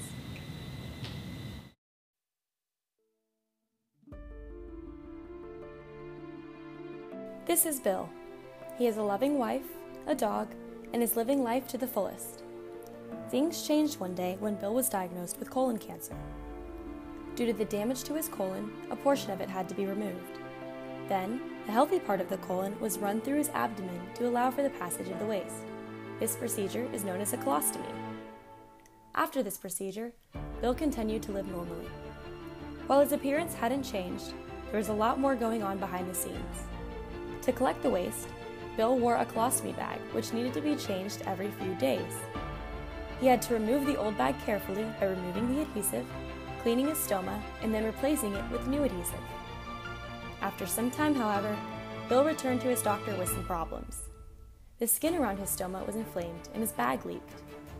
His doctor explained that there can be many complications with adhesive colostomy bags, including allergic reactions, skin irritation from fecal leaks, yeast infections, and skin chafing. There is a need to reduce skin discomfort amongst colostomy patients due to adhesive colostomy bags. But, the doctor said, there is a new solution on the horizon, and this solution will not just help Bill. Bill is not alone. There are over 750,000 individuals in the United States alone who use colostomy bags. So as you can see, Bill isn't alone, and there are plenty of people around America that have these issues. Now, in order to solve these issues, we've decided that we're going to use an innovative solution of magnets in addition to a silicone encapsulation gel. Now, this will not only solve the irritation problem, but this will also address the different factors that come with having a colostomy bag, which would be the time it takes to change them, which if you change multiple times a day, it can really add up and take a lot of time out of your schedule. It'll also deal with the amount of materials you have and that you need to continually buy. And this will ease travel, shrink your travel kit size, and also it will overall simplify the apparatus and the changing, so changing your bag will just be easier overall. And all three of these factors will lead into the main goals of our product, which are to one, to destigmatize the idea of having a colostomy bag, and to two, give the people back their time and allow them to continue doing what they love to do. Our goals of innovations were multifold. We wanted to target patient comfort, patient convenience, and also ensure that patient feels secure with the new colostomy bag. We wanted to ensure that the patient can empty and replace a new colostomy bag under 5 minutes. We wanted to reduce the number of granules which cause skin irritation by 50%. And at the same time, we wanted the colostomy bags to be accessible across the country and reduce the cost associated with owning one. We initially identified the problem between the interface of stoma and the colostomy bag. We looked at 3 main mechanisms to implement a new design to re-implement the interface. Firstly, we looked at the screw lock mechanism, which we have in our water bottles. The only problem that we found was that the amount of dexterity that a patient requires to unscrew the colostomy bag is high. Secondly, we looked at a quick lock and unlock mechanism. The first issue of having ease was already solved by a quick lock and release mechanism. but it brought upon another challenge because of its sheer size. Lastly, we turn to magnets, as we have seen that there are already a lot of biomedical applications that use magnets. So we thought of implementing magnets to redesign the orifice between the stoma and the colostomy bag, and we will be using a silicone-based gel to reduce the chances of leakage between the colostomy bag and the stoma. The use of biomagnets is nothing new. In the 1980s, an experiment was conducted on dogs to seal their stomas using magnetic covers. This experiment was successful and was continued later in human trials. In addition, biomagnets have been shown as viable implants for repairing bone fracture. By implanting a magnet on either end of the broken bone, you can pull the bone towards itself and reduce the healing time. Finally, we've seen the use of biomagnets in both facial reconstruction and dental implants, which shows their viability inside and around the GI tract. Our solution is a multi-part system. First, we mount a magnetic ring underneath the surface around the stoma site. This is a small change to the existing surgical operation, but should require no additional expertise. On the outside, we use a magnet ring to hold the bag. Between the magnet and the skin, we place a small silicone gel. This gel is designed to not only create a watertight seal, but to also help reduce pressure-based irritation between the magnet surfaces. In order to support that the colostomy bag system was improving upon the adhesive-based colostomy bag system, we looked at the materials utilized within the adhesive of the current colostomy bags. We found that currently it is very common that patients experience allergic reactions to the adhesive within the adhesive colostomy bags. Second, the adhesive itself is known to fatigue when exposed to different fluids, which over time can cause the skin to get exposed to the fecal material, causing skin irritation, and if it reaches a critical point, the colostomy bag adhesive can fail, causing leakages. And third, the adhesive is known to leave residue, which increases the time needed to clean the stoma, as well as, if not cleaned properly, this can lead to further skin irritation. The colostomy bag system will improve upon all of these problems. First, by using a magnet encapsulated within a silicone gel, we will eliminate all of the skin irritations that the current adhesive system has. And second, by utilizing magnets, we can select magnets of various sizes and of different strengths to be able to fit the exact physical needs of each patient, ensuring a better seal. And third, and very importantly, magnets do not degrade like current adhesive. This will mean that patients will be able to feel the liberation of not having to worry about leakages throughout the day. And further improvements, by getting rid of the adhesive pads, we're also eliminating adhesive gels. This saves the patient money as well as decreases the amount of material that they have to carry around throughout the day. An important thing for any product is to have an available market. Currently, the total worldwide ostomy market is estimated to be worth $2.5 billion. And this is expected to grow in the next several years, up to $3.43 billion by 2024. Much of this growth is expected to be in developing markets such as Latin America and the Asian Pacific.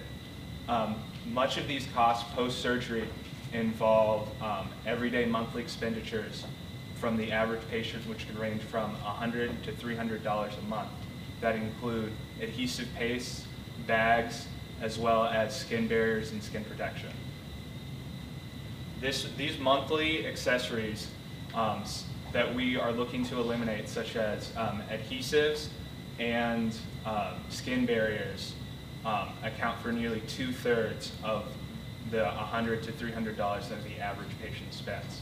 So by eliminating these monthly costs, we can, over a long term, greatly reduce the overall cost of having this operation. So to conclude, Colostomag is trying to get rid of the stigma with colostomy bags through a three-pronged approach. First, we want to give patients back their time. We're trying to decrease the amount of time spent peeling away adhesives from the body. With the magnet, it's simple. It snaps together. It can be removed with the pull tab or with the device that we create for it. By also decreasing the adhesive, we're taking away a lot of cost from supplies that's going to be monthly. So again, no more adhesive remover, no more buying adhesive rings. And then by doing all these things, we're increasing patient satisfaction and security with their device because they know it will stay on. And now we'll take any questions. Thank you very much. And judges, you have 5 minutes for questions. Very clever design. Do you envision one of the magnets will undergo the skin or the fascia or the muscle? Where do you see the other magnet will go? And the second question is, how do you think the effect of that is on the skin getting squeezed between? Are you discussing the implanted magnet or the magnet on the exterior? The Implanted. Okay, I can take it. So the implanted magnet, in the dog model at least, we saw it in the abdominal wall, so we would want to try that first. Now, one of the issues they did have with one dog, so it was a 12-dog study, was a herniation. So we think that with current biomesh advances, so now we have these awesome, great hybrid biomeshes we didn't have in the 80s. And so we're thinking that that could help to mitigate that problem. And so we would have to see more in an animal study if that pressure would create issue. But in the study, there was only 1 out of 12, so we're thinking it could be mitigated, that the pressure can be tailored to, because magnets are pretty customizable now as well. So we are thinking that will not be an issue. And how do you gonna go about the variation between patient body habitus and what their skin gonna do to if you have one fit all? So again, the magnet being one piece on the outside that you would take off the bag and reuse with additional bags could be custom designed as a one-time item for the patient themselves. So it could be potentially even 3D modeled to match their body's contours or shapes if necessary. So you said it's a snap and fixed design. How do you ensure that it stays fixed and it doesn't get removed by the pressure or like just day-to-day movements? Magnets are fairly strong, and they get stronger as we go on. So we actually have a set of iron magnets here, and you can see that they are reasonably sufficient at holding weight. Additionally, the full bag is the bag is recommended to be replaced when it's approximately a third full. It weighs somewhere between 1 pound and 1.5 pounds. So that'll help reduce stress on the magnet since it's a rather lightweight. Finally, current solutions use a belt to keep the bag from flopping, bouncing, etc. So that could continue to be used for patients with a more active lifestyle that wanted to keep the bag in place.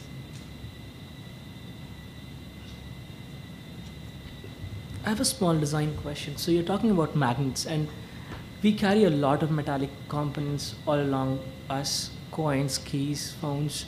How do you think these things would interfere, or how your design would not interfere with these things?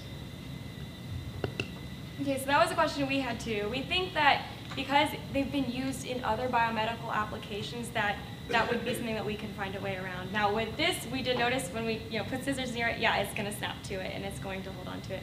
But another suggestion that was made to us was maybe using an electromagnet that we can turn on and off, so you might use a fanny pack as your power source. So that was one solution that we might have. So that would be moving forward. Definitely one of our challenges would be to make sure that the radius around the magnet is reasonable for day-to-day life. And a final quick question. It was asked before, but you didn't attempt an answer, which is the pressure put on the tissue between the magnets has the potential to create sort of a pressure ulcer, much like you would see when patients who lie in bed for a long time. So you're going to have to really try to manage that. What is the approach? That was a huge question of mine, and it was something that was kind of answered in the dog study. I analyzed the pressure and looked at was there necrosis between each magnet over a period of about 3 months, and they were not able to see any necrosis between the magnets. We will have to test it for sure, especially with different varying strengths, to really know what each person can handle. Just out of curiosity, animal studies were conducted 40 years ago. Why was this never implemented? So it was actually continued into humans. At the time, the human subjects complained about the weight of the magnets, but over the past 40 years, we've seen improvements in magnets and in their strength. You can actually see this in MRI machines. There's been about a four-fold reduction in the size of magnets needed for MRIs, from about 13 tons to around 3.5 tons.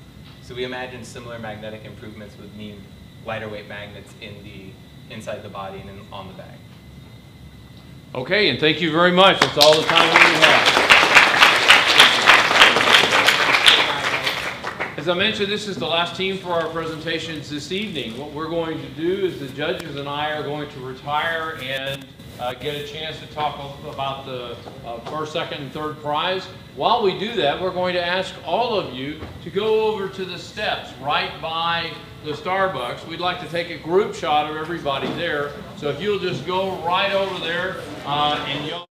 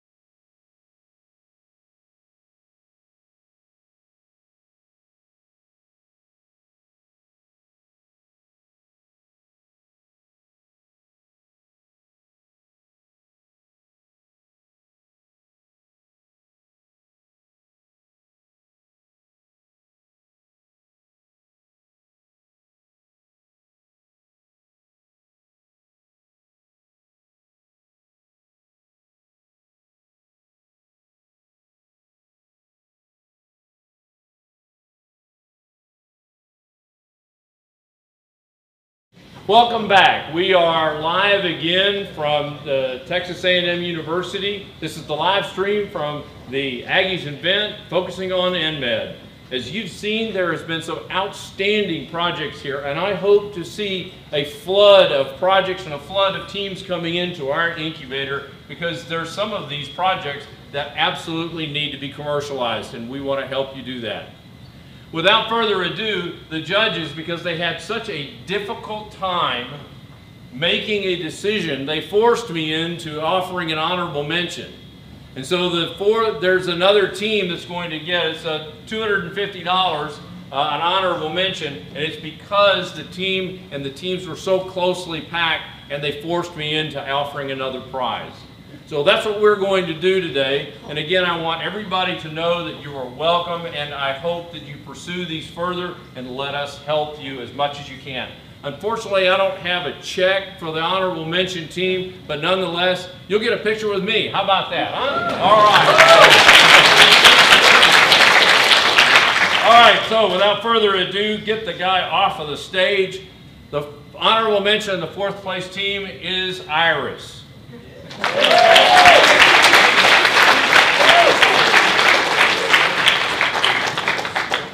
Come on up here. Let's get a picture.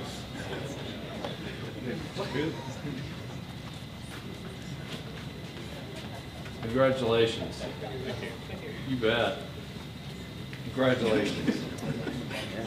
There you go. All right, here we go. Which camera do you want us to watch? Okay. Okay. All right, thanks very much. Congratulations. And the 3rd place team, Dr. Giuseppe is going to be able to award the 3rd place team. And the 3rd place team is Say What? Say what?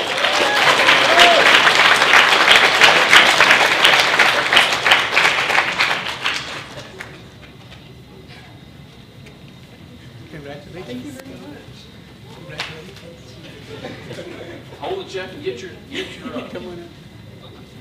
Oh, please don't take my checks home. I need the checks back. Okay. Yes. Send to yourself. Okay. Well, make sure everybody can be seen. Make sure everybody can be seen.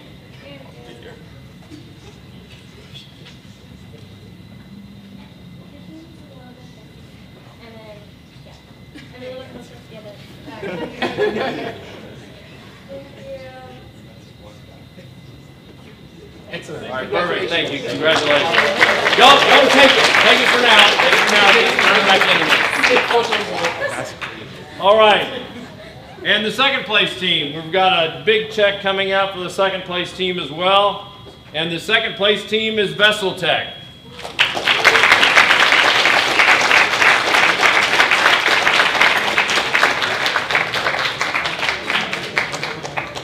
Congratulations. Nice job. I knew it. I just knew it.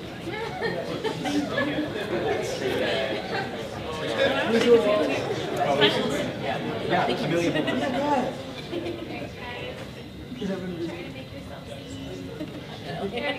Sorority squad.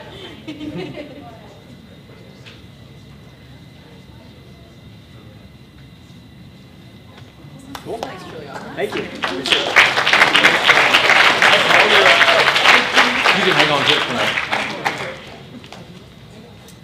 Again, before I announce the winning team of this Aggies event, I want to remind you, have a safe drive home, get a lot of rest. You haven't gotten much rest over the weekend. As I told you on Friday afternoon, today at 3 o'clock happened about 4 hours after it started. So time passes very, very quickly. You've accomplished a tremendous amount throughout this period of time.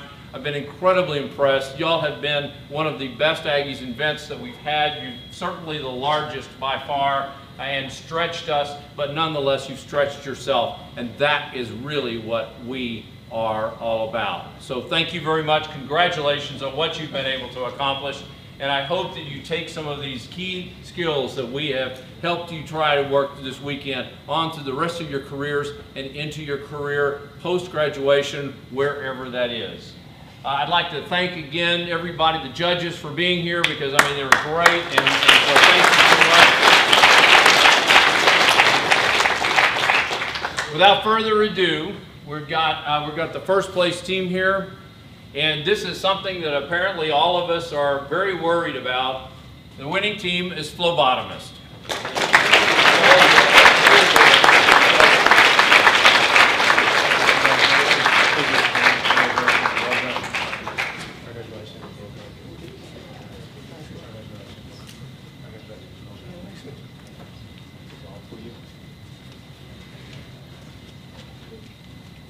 Can I get everyone to take 2 steps back?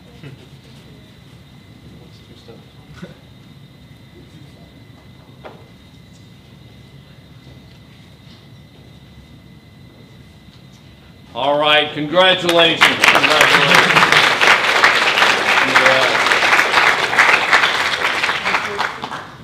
Y'all all have a great rest of the weekend. Thank you very much for this. Look forward to seeing you in the future. Have a great weekend.